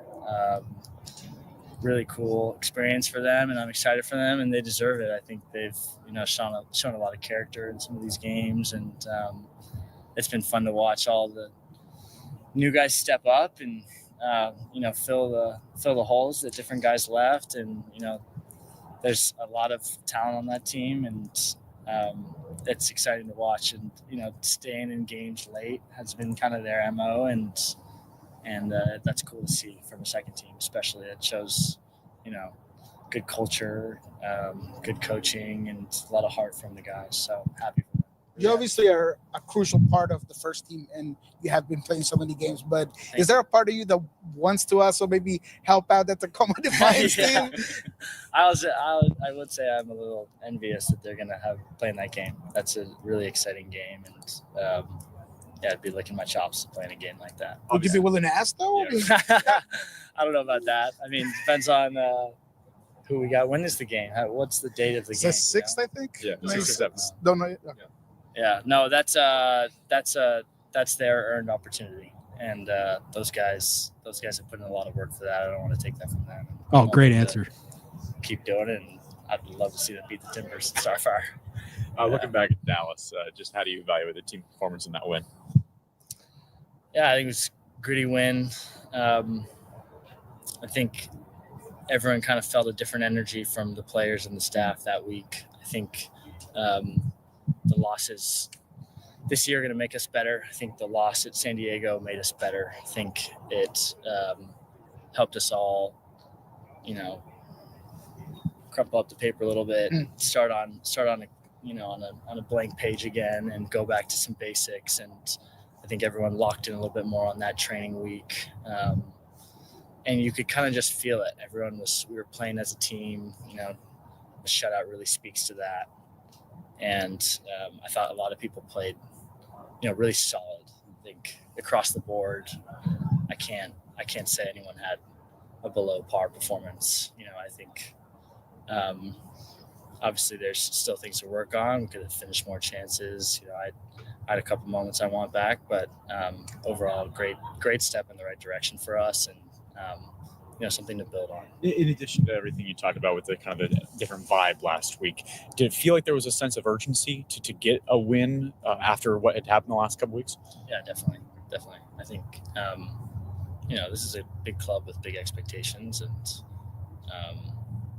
we've been in these situations before, and I think especially Smets and a lot of the vets know how to handle these situations well. You don't make big changes, but Schmitz said today, I want everyone to see if they can improve 5%, which I think is a good message for everybody. Can we just be a little bit better than our average, and focusing on that message right now.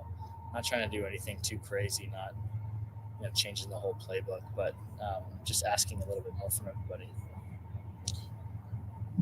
You mentioned the vibe last week. The vibe this week, it's a little bit different. You've got Ryan Ken in the fold. Jordan's working back from injury. Albert's back. Pedro may start back from injury. Is there a little bit of extra juice? The sun's out. You get the result. Is there a little bit of extra juice this week in training, as opposed to last week? Definitely. I think, it's more fun when the week's a lot more fun coming back on Tuesday and Monday when you've got a win under your belt. And, the depth is the team's strength this year. I think we're saying that you guys can see it. We've got so many different pieces who are really different types of players. Jesus is different from Albert and from Pedro, and I'm different from Ryan, and Musovski is different from Jordan. We've got a number of guys, Georgie, a number of different profiles that can all add something. And I think, you've fostered an environment in the right way where everyone's really competing and putting the best foot forward, and that becomes a really scary team. And I really feel good about how we're going into the next couple of weeks. It's game by game, but spring in Seattle, summer in Seattle, I have a good feeling. You mentioned the depth and different players bringing different things. Is it hard to adjust to different players' play style? How do you sort of go about that with the injuries, and the lineup has to change so much early in the season? Yeah, I think communication's a big part of that, and learning guys, getting to know them as people too. I think last year we started doing well when we had a big stretch on the road, and I think that speaks to just the more time that you get together on the road. All those flights and meals together, you end up chatting with each other more, you get to know each other a little bit better. And some of the new guys like Jesus and Ryan, we're still getting to know them, but we're starting to know them better. I'm starting to understand how to play with him, what kind of passes he likes and what kind of movement he makes. He makes different movements from Albert, and that makes us more dangerous too, because we can switch things up if we need to.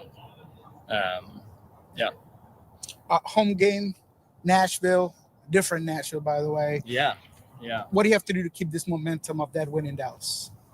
I think, kind of like I said, 5% better. And getting a win under our belt is a nice little vote of confidence, and just building on that. Can we build on that? Especially at home, we're better at home. We've got the crowd behind our back. We've got a lot of pieces back. There's we have some exciting momentum right now. Guys are all getting healthy. We're going to have some scary pieces coming off the bench. So I think that makes the starters better, because that you can push a little bit harder, and when you're tired, the next man's up, and it also gives you that healthy pressure of you've got to be on your A game, or the next guy's up as well. So Nashville's a team that can score. It doesn't seem like they're a team that likes to sit back even when on the road. Yeah. As a wing back, when you see a team like that you think, okay, they're just maybe not going to just sit back, you kind of lick your chops a little bit, maybe to be able to get up the field and get them in transition. Yeah, I'm excited about those kind of games, because I think it suits my style a bit more too. The games that that do start going back and forth a bit, I think I back myself against anyone in terms of like the legs that I can and the running that I can do in that game, and get back and forth on both sides of the ball. And I think especially at home, that's exciting, because it's difficult to create chances when you're sitting against a back five that's really structured, and I think it's going to make for an exciting game for people to watch this weekend. What's the biggest difference between Paul Rothrock back and Paul Rothrock wing back and Paul Rothrock winger? It's a good question. I think more responsibility. I think asking more from me on the other side of the ball now, and but it's still it's like that total football stuff. You're still the same guy, and can I see myself as somebody you can put anywhere, and I'm still going to bring the same attributes, right? So I don't think it changes that much, but yeah, it's more running probably as well. But yeah, thanks guys. Thanks, Paul. Thanks. That was Paulie Primetime live from Long Acres. There's a lot of good stuff there. Really good questions from the beat. My biggest takeaway is I really liked his answer on the Defiance question when they were asking him if he was going to campaign to go to get loaned down and play in that game, and he eventually landed on like they earned that opportunity, not me. Like it was them that's been playing in these games, and I don't want to just slide in there for the glory when they're the ones who have been putting it in to get to this point. So I thought that was a great answer.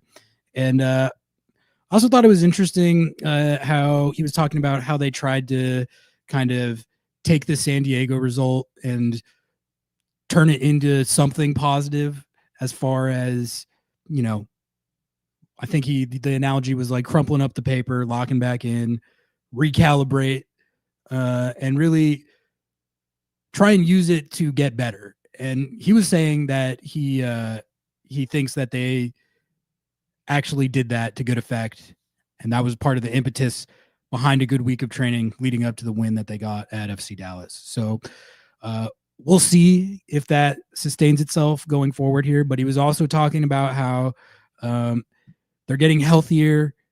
The depth should be back to what we hoped it would be relatively soon. And then when that happens, another thing he was talking about was how that should lead to them hopefully being able to be more multifaceted. I think what we've seen is that like the depth that they do have with all the injuries, they hadn't figured out how to play with each other and like kind of get those different skill sets to mesh in a way that it did when everyone was healthy. But with a improved bill of health, hopefully that'll improve. Hopefully Ryan Kent pulls up at some point this weekend.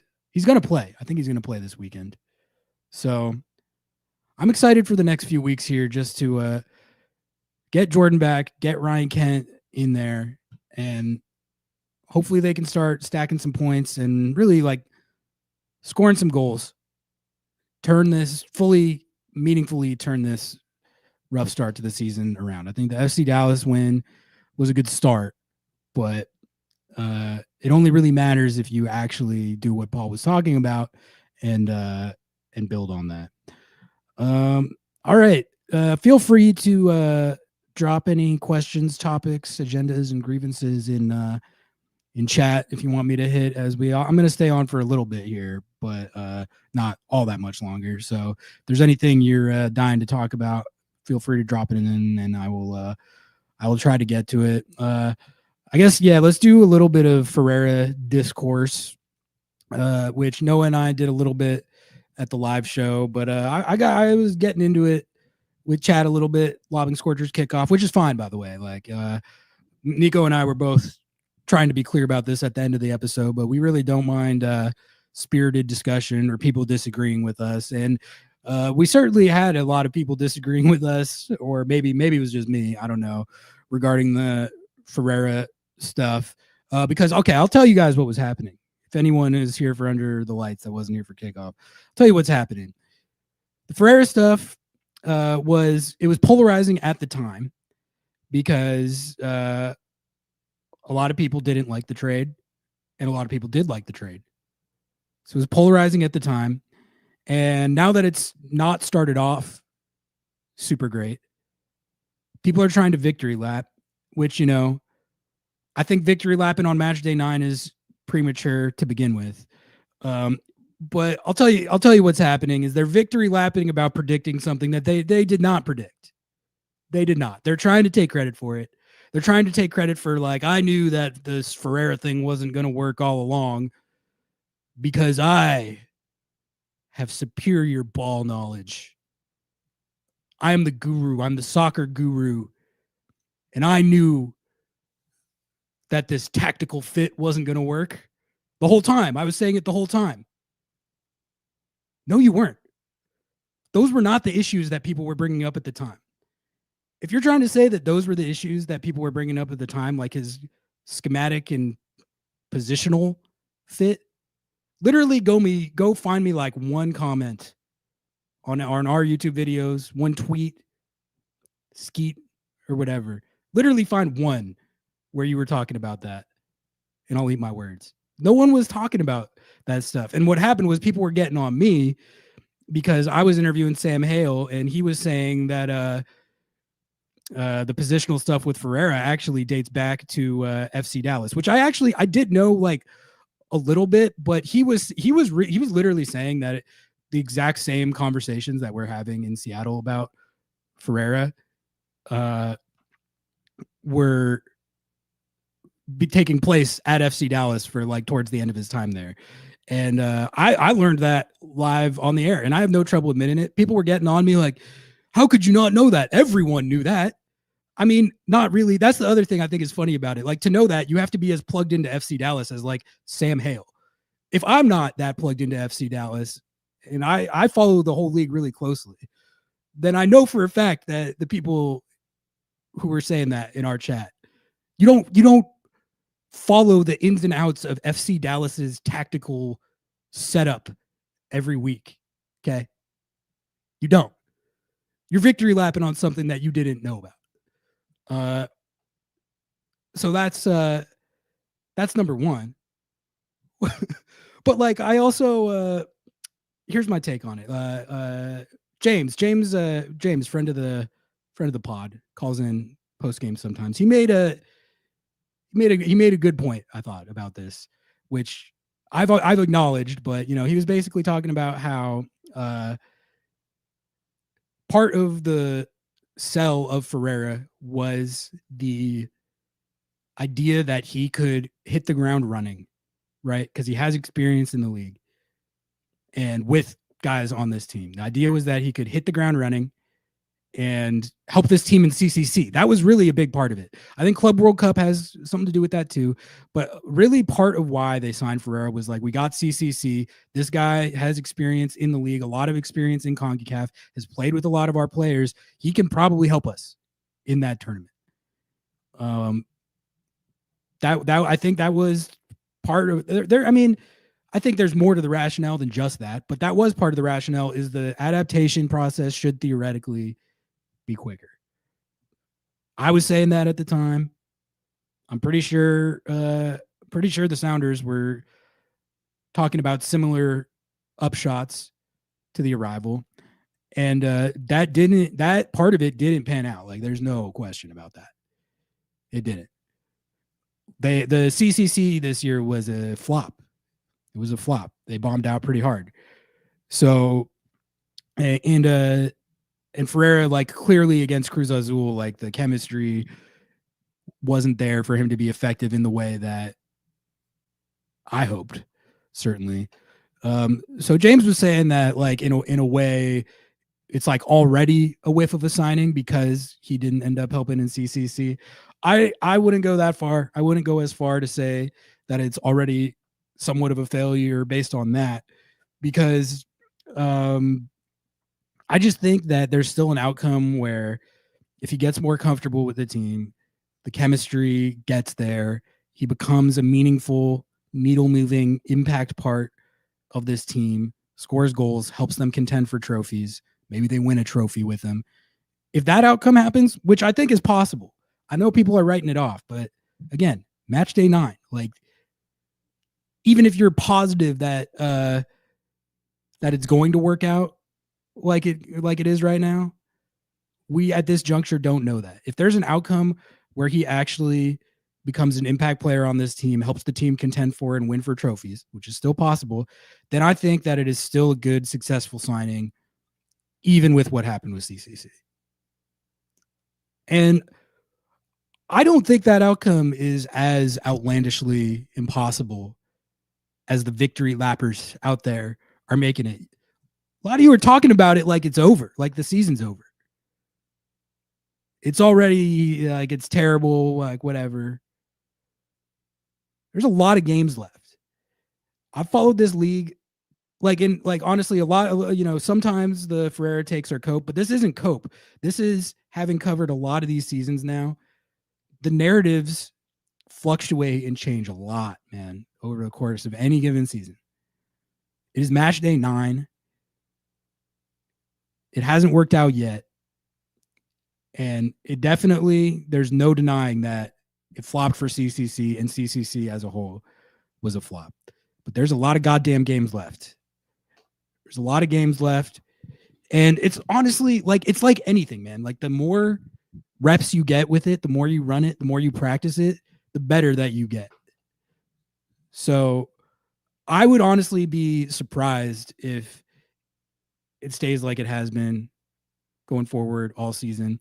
And if it does, and we're talking about match day 17, 18, 19, 20, and we're still having this exact same conversation, then yes, at that point, I would accept some victory lapping, depending on how the team is doing. But right now, some of you are early. Some of you are early on that. I'm just telling you right now, like you're setting yourself up to look pretty silly if it does turn around and he starts banging in goals or whatever. Like, then I'm going to victory lap on you. Think about that. So anyway, that's just sort of how I just thought it was funny that People were giving me a hard time for being, you didn't know that Jesus Ferreira's tactical deployment was also an issue during his FC Dallas career. Like I painstakingly followed. I watch every FC Dallas game. I knew that. Fuck out of here. Anyone who was saying that, like there's one really annoying commenter in particular who comments on a lot of our videos. I'm not gonna call him by name, but he's the whiniest commenter that we have. He was talking about how everyone was talking about that. Literally, it's not. Like I think what's the word for that? Lying. You're lying. It's not true.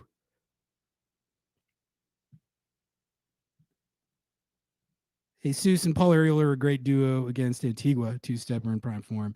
That's a good point, Jake. That was the best he looked when he and Arriola were on the field at the same time. And I know people are going to say that those goals didn't count because it was against the Guatemalan team, but the chemistry that they had, it was clear as day. And Jesus he set him up for multiple goals in that series. And it just looked really, honestly, since Arriola, I think you could draw a pretty strong connection between like when Arriola went down and when the Ferreira thing kind of grinded to a halt as far as how it was looking. But I don't even want to say grinded to a halt because other people took issue with this take as well. They said I was coping because I said I thought that Ferreira looked better against FC Dallas. I mean, am I just chugging copium with that? I'm not saying that is a high bar. I know it's a low bar. It's an admittedly low bar. The bar is 0 shots, which there was multiple games where he came out of it with that. That was what the bar was. And against FC Dallas, I think he took like 2 shots. So that's 2 is more than 0, is it not? Is it not? But also, I thought even like outside of that, like I thought that he just looked a little more dangerous, which I get that is a low bar. I get that's a low bar, but that's what I don't set the bar. The bar sets itself. That's what the bar is right now. It needs to look better than absolutely nothing. And I thought the FC Dallas game, it looked better than absolutely. Like 2 of those shots he took were actually not bad chances. They're the type of chances where I feel like if he can get them with consistency, the goals will probably come. Okay, so Reese is talking about the Sounder at Heart article. Okay, I'll give you my opinion on that, Reese. My opinion on that is that if you actually read the article, it wasn't as like confrontational. I think the headline and like the graphic is what people are latching onto with that. Like if you go back and read it, he's really just laying out. Like he gets a little confrontational. I actually brought him onto the show to talk about it. It's definitely like a little calling out the doubters, but not as much as the headline made it out to be. I think if I were, I'm a copy editor for a living. If I was the one writing that headline, I would have made it less like that because I think people keep posting links to that. Like, see, like we were right and this guy was wrong. But like, if you actually read it, I don't think it had as much of those connotations as people are saying. Maybe, I don't know. Maybe I'm wrong. I remember reading it. And like, honestly, he actually, as much as people want to bring up that article, he makes good points in the article. Someone, we had a commenter who was talking about the point that Noah and I made a bunch of times about how like the perception of the Ferreira signing is purely based on the fact that he played previously in MLS and that if he had come from any other league in the world, it would be getting lauded. That is still true. That is still true. And you know what? You want to know what else is true? It's true about Rusnak too. If Rusnak came to this team straight from the Eredivisie, which is where he was playing before he went to Real Salt Lake, if he came to this team straight from the Eredivisie and last year was his first year on the team, and he put up 10 and 16, pushed 30 goal contributions, all comps. I guarantee you on my life, man. I guarantee you on my life, people will be talking about how like he's like been a great signing, that signing was a hit, but he just hasn't had enough support. That's what people would be saying. That's what I've been saying pretty much dating back to last year. And the only reason that's not the narrative with it, people don't like this, but this is facts. The only reason people have these talking points is because he played for Real Salt Lake first, and so it's perceived as like not ambitious or like not a big swing or whatever, because he came from within the league. And that was more what people were talking about when the Ferreira trade happened. I'm sorry, but that is like, you can go back. I remember that discourse. People talking about his positional flexibility, his positional stuff. That was not, they were saying it was like an MLS retread. They're saying it was an MLS retread, and he was coming off a down year where he was injured. So those things, and there was like attitude, body language stuff. Those were the Ferreira talking points. And those are all fair, by the way. But like, if he came from another league, people would be talking about the signing way differently. That's true. Okay. Please comment on the stat that the Sounders haven't won a single game Rusnak has started and have won all when he didn't.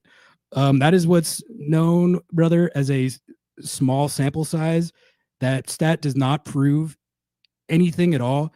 I could just as easily point to a ton of games last year that he started and that they won because of him. I have pointed out a ton of the game-winning goals, like the clutch goals that he's scored. I pointed that out. Pointed out all the goals that he's scored against good teams, by the way, which is a big thing. People say he only beats up against bad teams, but if you actually go through the match logs, which I did, he scored a lot of goals against good teams. I could point just as easily to the fact that he was starting and played an integral role in the team winning CONCACAF Champions League. That's one that doesn't get talked about a lot, but that's also a fact. He was playing a different position, but they don't win Champions League without him. They don't. They literally don't. And that you can debate if they should have brought him back as a DP, like in spite of that. But like, yeah, I've seen people bring that stat up. That stat is stupid, man. I'm sorry. That is like, you're talking about like a very, very small set of games that can just as easily be like, you can bring up countless examples that go against that. So that means absolutely nothing. I award you negative points for dropping that stat. Negative.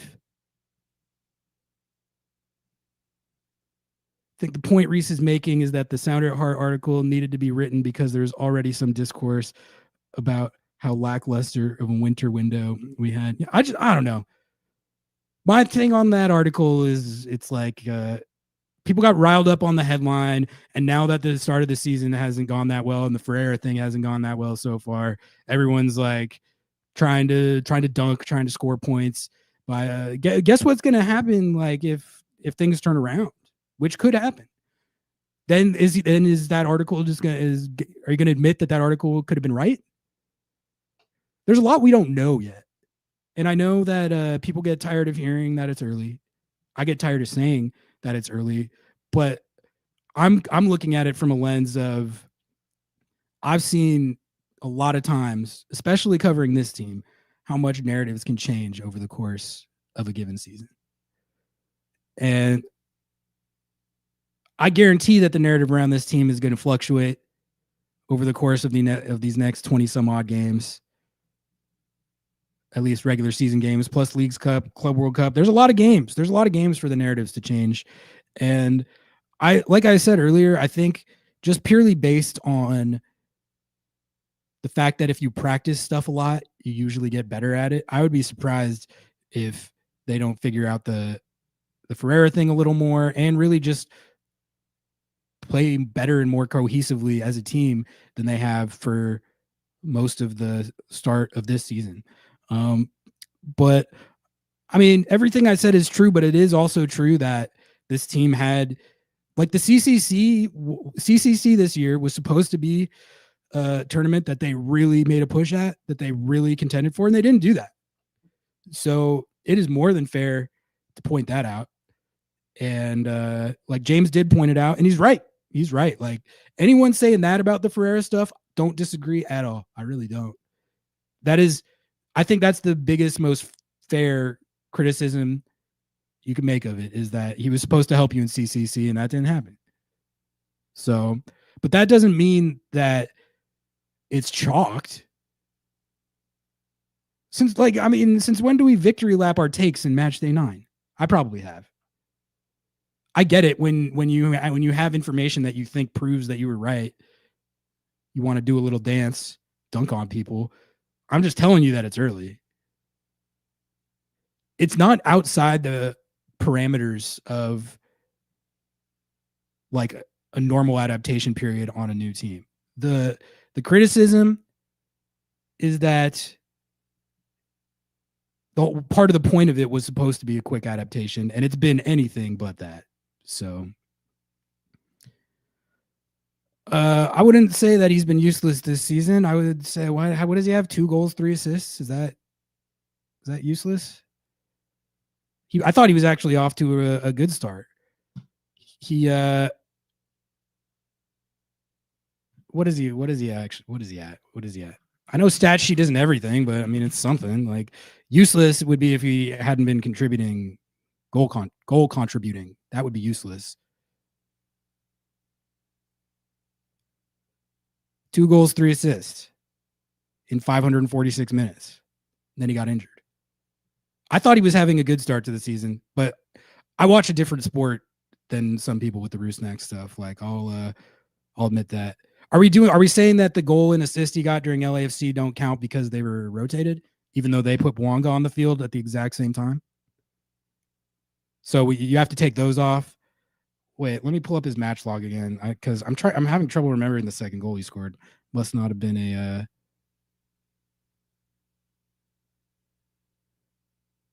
Oh, he scored the equalizer in San Jose, which you can say that doesn't count because it's the Quakes, but the Quakes haven't been that bad under Bruce Arena. They're a little better. They're a lot better, I think, than when they wouldn't spoon last year. And also, Seattle always struggles to take results at San Jose, no matter how bad they are. Famously, they couldn't beat the Quakes last year when they gave up 80 goals and wouldn't spoon. But that was a good goal. That was an important goal. What was wrong with that goal? Why does that not count? Thought that was a good goal. Let's look at these assists. Let's see why his assists don't count. I'm having trouble reading that, so whatever. I actually thought Rusnak was doing pretty well, at least in league play, to start the season. He's injured now, but hopefully he's going to be back. Hopefully he'll get to. I'm not trying to sound butthurt. I just the goals don't count stuff I take issue with. 3 goal contributions versus LA. Oh yeah, okay, so it was 1 goal, 2 assists versus LAFC. Yeah, he was beasting in that game. And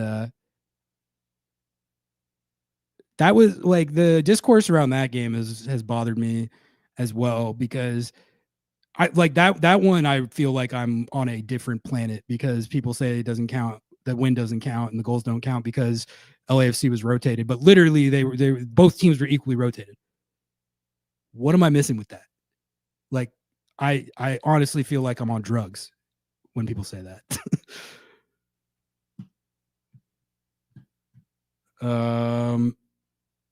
Oh, okay. Let's keep it moving. I'm coming up on 2 hours here, so probably gonna get off here in a bit. But I did have 2 things I wanted to hit.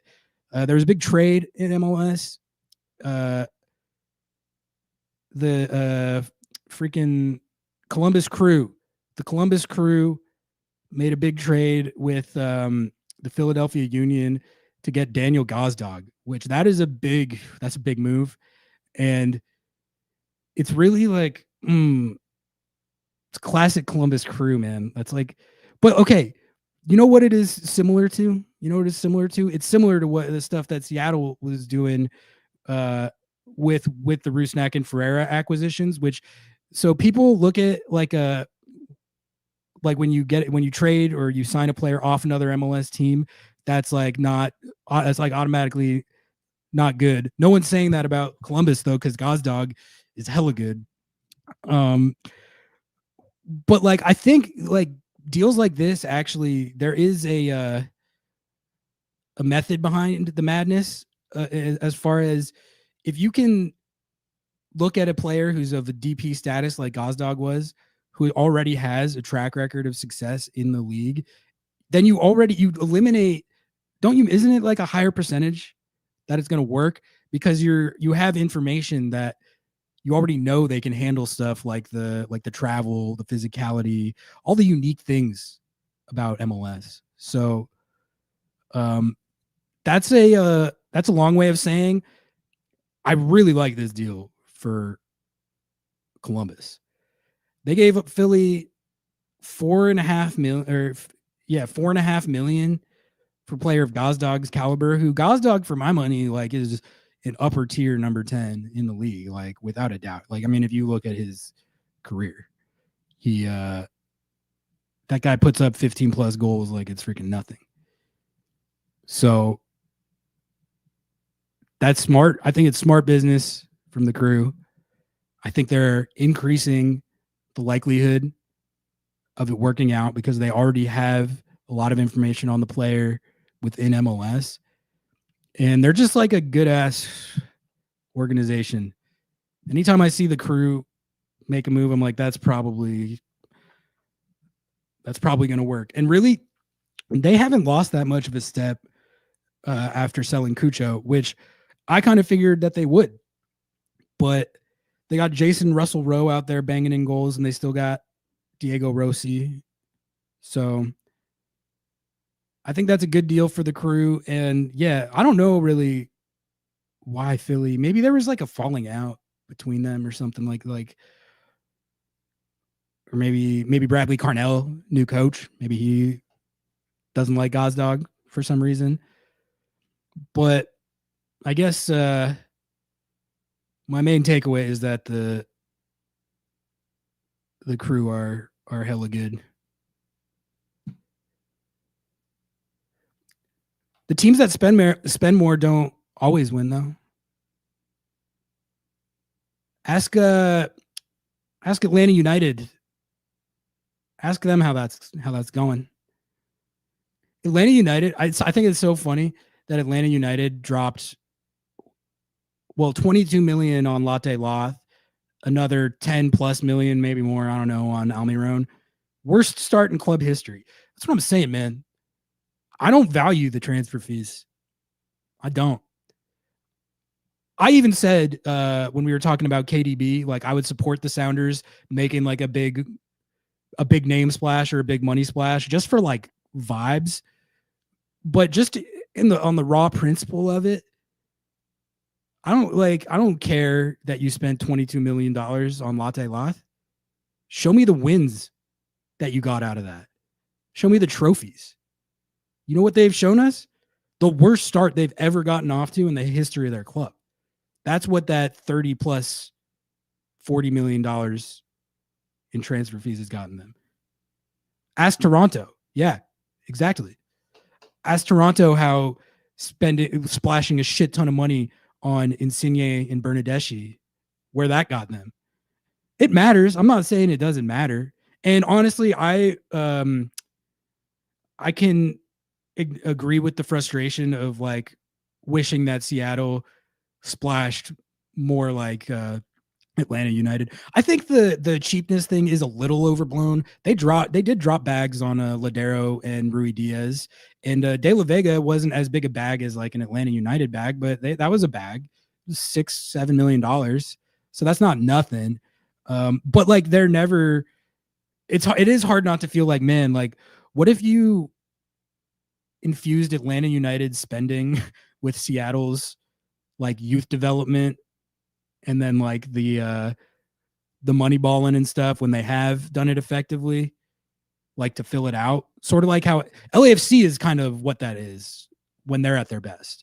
They're a team that drops huge bags and is really good at like the kind of smaller moves, like the auxiliary moves. They combine that together. That's why they're one of the best teams.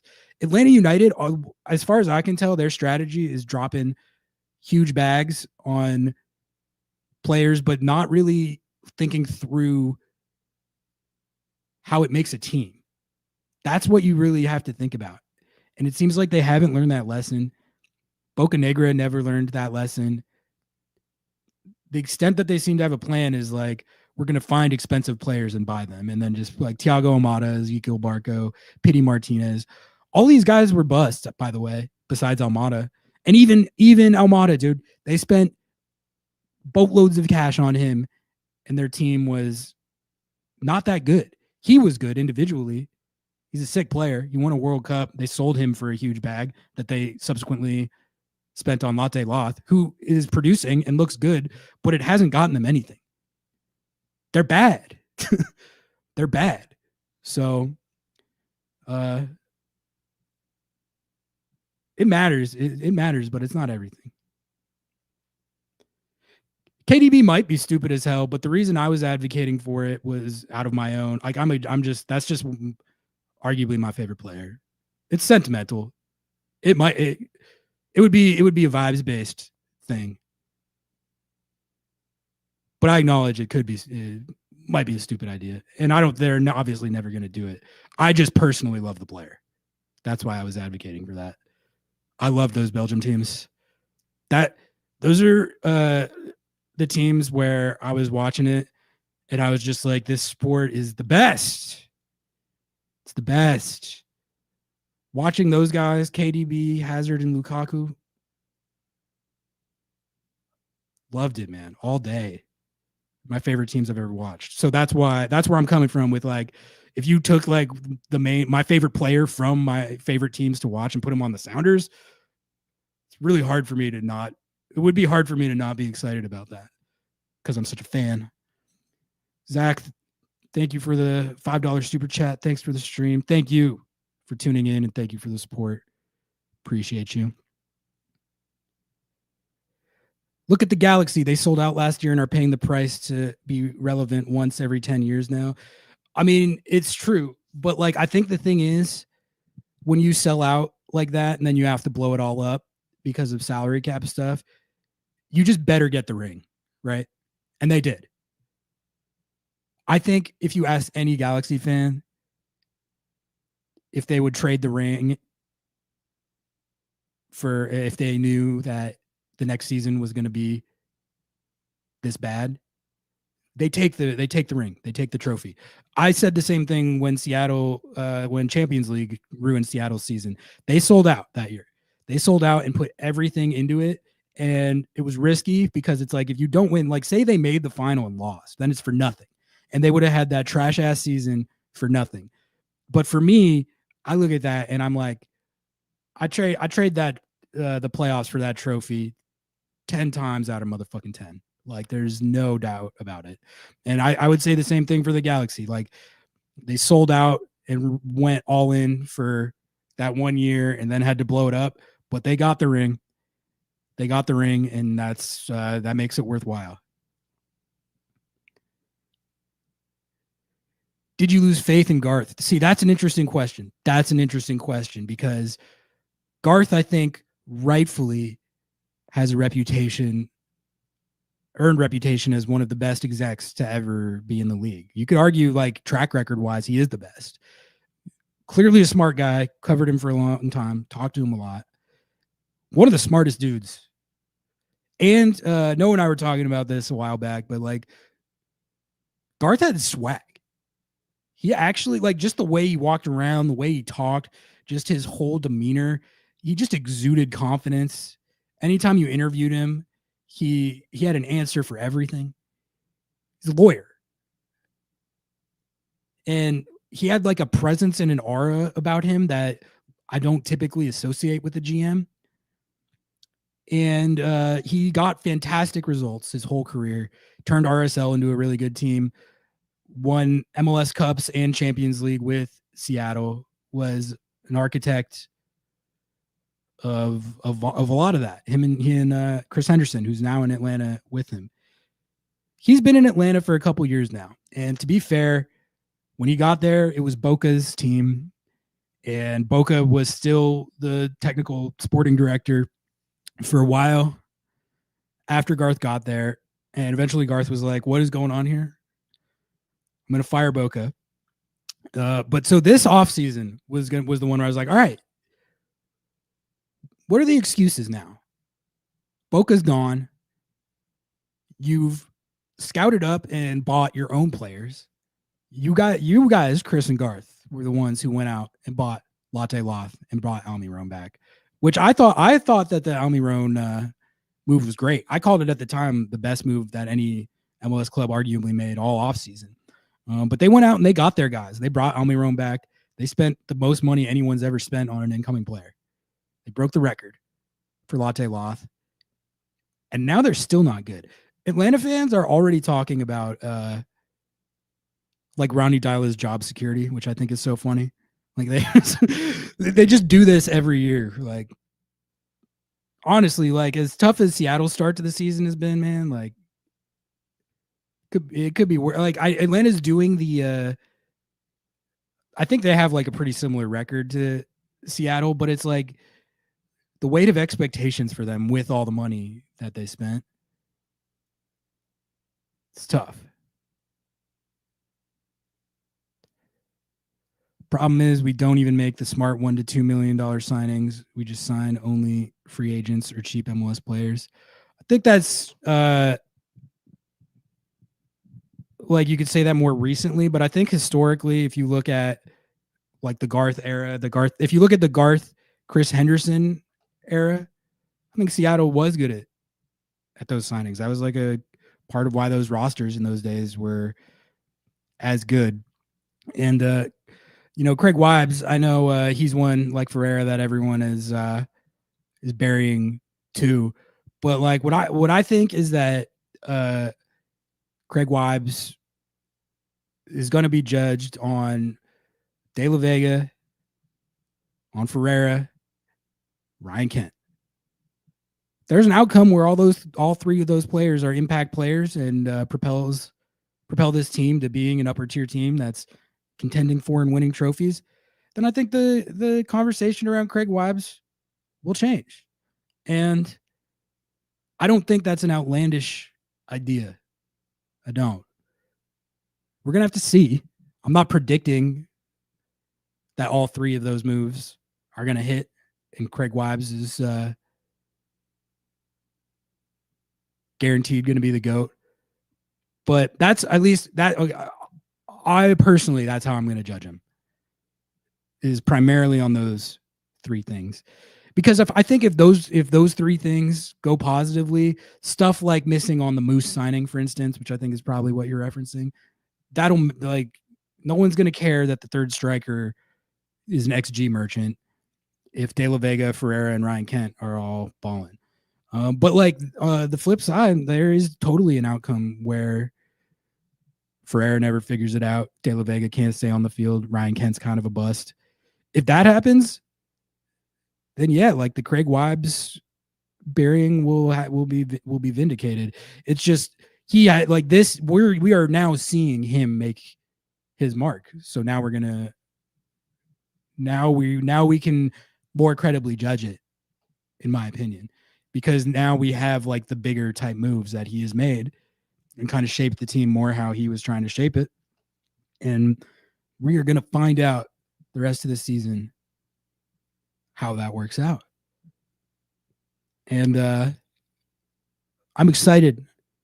I'm excited to see. I think Ryan Kent is a fun little variable. Hopefully he plays on Saturday. I think he will. I don't think there's any like visa shit that he has to do anymore. So, all right. I'm going to start wrapping it up, folks. I'm at 2 hours and 15 minutes. A long one. As always, though, I'll play the lo-fi And I will take any last questions, thoughts, topics, agendas, but play the lo-fi at a reasonable volume. Shout out Reese. Got any last topics? Drop them in chat. I'll get to as many as I can before I get out of here, but appreciate you all tuning into the stream as always. I love my Thursday night crew. We're the real sickos. Lobbing Scorchers kickoff, does better stats because I guess people like to hear what Nico has to say for some reason. But this is the real ones. Thanks again to anyone who came. Oh, I think I missed one in chat. Someone in chat who was saying that they were hanging out with us. That's my bad.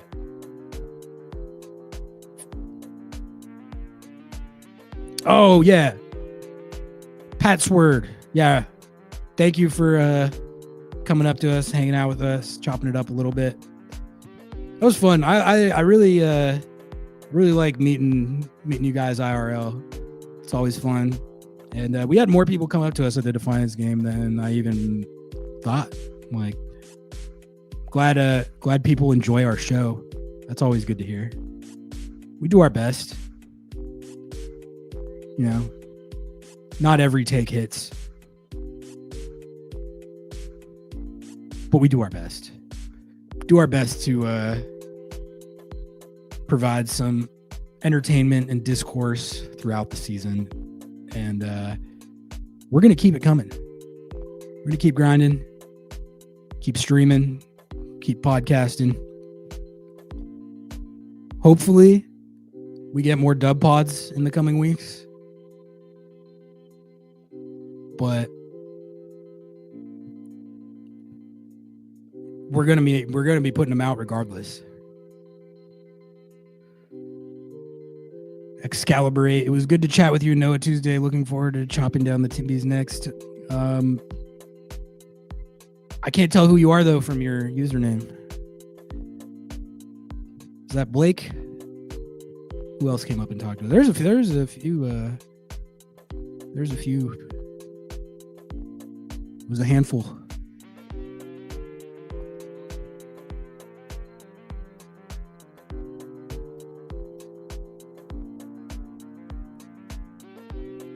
Javier Arriaga, 1.5 mil. Guy with the beard. Okay, got you. That's what, yeah, it was nice to meet you too, man. Appreciate you guys. That's what lobbing is. Sometimes you miss. Yeah, exactly. That's sort of, I think that's the role we play, is we just fire it out there. Sometimes we hit, sometimes we miss. I fire it out there and let the chips fall where they may. That's my philosophy on take giving. That game was fun. I was trying to kind of describe the MLS Next Pro vibe earlier, and I don't know if I was really capturing it. It's like a young person crowd. That was my observation. You could tell a lot of the players' families and friends were there. There's a lot of ref screaming, but like it seemed like it was it was unexpected to me how much the vibe felt like a happening place for like young people to hang out and watch soccer. And just the vibes, the music, the atmosphere, the crowd. I think part of why it was so electric was because it was Open Cup. But I think Next Pro is like intentionally trying to give it that type of vibe. Just from the whole environment that they sort of create around it. That's what it seems like to me. Which I think that's smart, if you think about it. Capitalize on the, like a lot of the players are that age, so. All right. I'm going to call it right there, guys. Great show tonight. Another banger stream. Parents getting a bit too into the ref hit. If Club World Cup wasn't this year, I would be happy with Morris and Albert as DPs. I like Albert since day one in Seattle. My thing with that is just like you're building your roster for MLS and for CONCACAF. Like at the end of the day, like Club World Cup is not something that you're expecting really to play in when you build your roster. So like you could try and make big splashy signings to compete better in that tournament, I guess. Some people disagree with me on this. I don't think that would make a difference. I think you would have to realistically like make a run at Club World Cup. Maybe a couple of those signings help you not get grouped. Although in Seattle's group, I don't even know. But like, I think realistically you would have to sign like 8 guys. Like that's the type of disparity we're talking about in how much money are in the rosters of the teams that Seattle is playing and what Seattle is allowed to spend, you know? So the argument of like Rusnak's fine or whatever, but he's kind of underwhelming. We should have like moved off him and brought in so-and-so for Club World Cup purposes. I don't think it would really matter. I don't. Or like you do have to do like, you have to sign like 8 guys or do what Inter Miami did. Sign Messi and get him to draw all his boys and every elite South American prospect there is. If you do that, that's a good Inter Miami. This is the hot take of the night. Inter Miami had a really good roster building strategy that will help them compete at the Club World Cup. It's called signing Lionel Messi. It's a time-honored strategy. A couple sporting directors have been able to pull it off in their careers. If you can just do that, that's the most important thing that you can do to compete in any tournament that you're going to play in. You just got to sign Messi and then a couple other guys. Just sign Messi, a couple other guys, and then you'll be ready to rip at the Club World Cup. All right. That's it for me. I'm out of here. Thank you guys for tuning in. Like the video. I should have said that earlier. Please, if you haven't yet, like the video, sub to the channel, like, comment, rate, 5 stars, tell your friends, but mainly like the video and sub to the channel. Be back at it. We're going to try to do a post-game live on Saturday. Home game's always a little tougher. Noah and I were just talking about it today. Like, we're going to try and set up logistics and get them ironed out to be able to do post-game lives from all the home games. But that might be a little bit of a process to figure out how to do that, what works, how we can do it with like my post-game obligations where it's like I'm still kind of working, so it's sort of hard to stream. So our plan is definitely to do post-game lives for the home games, but TBD if that happens on Saturday. If not, we did one on Sunday morning last weekend and it worked pretty well. So maybe we'll do that if we can't do it at the actual game. So follow me on Blue Sky and I'll let you guys know if we're doing post-game live for this game. Gonna try to, might not work on Saturday night. We'll find out. And then I'll be back at it Monday at 8 a.m. with Nico for Lobbing Scorchers kickoff. All right. Thanks for tuning in tonight, guys. Peace. Don't want to give money to the oligarchs, but love Lobbing Scorchers? Do we have a deal for you? MLS Season Pass is back on Apple TV with access to every single MLS match, including Leagues Cup and the entire Audi MLS Cup playoffs with no blackouts. It's not just the games, you get total access to the pre- and post-match MLS 360 whip-around show in both English and Spanish, and get live look-ins and highlights from around the league, as well as full match replays and recaps. Now, you can support our show by visiting lobbingscorchers.com/Apple TV to purchase your subscription and support our show. Lobbingscorchers.com/Apple TV. Please, don't let the oligarchs win.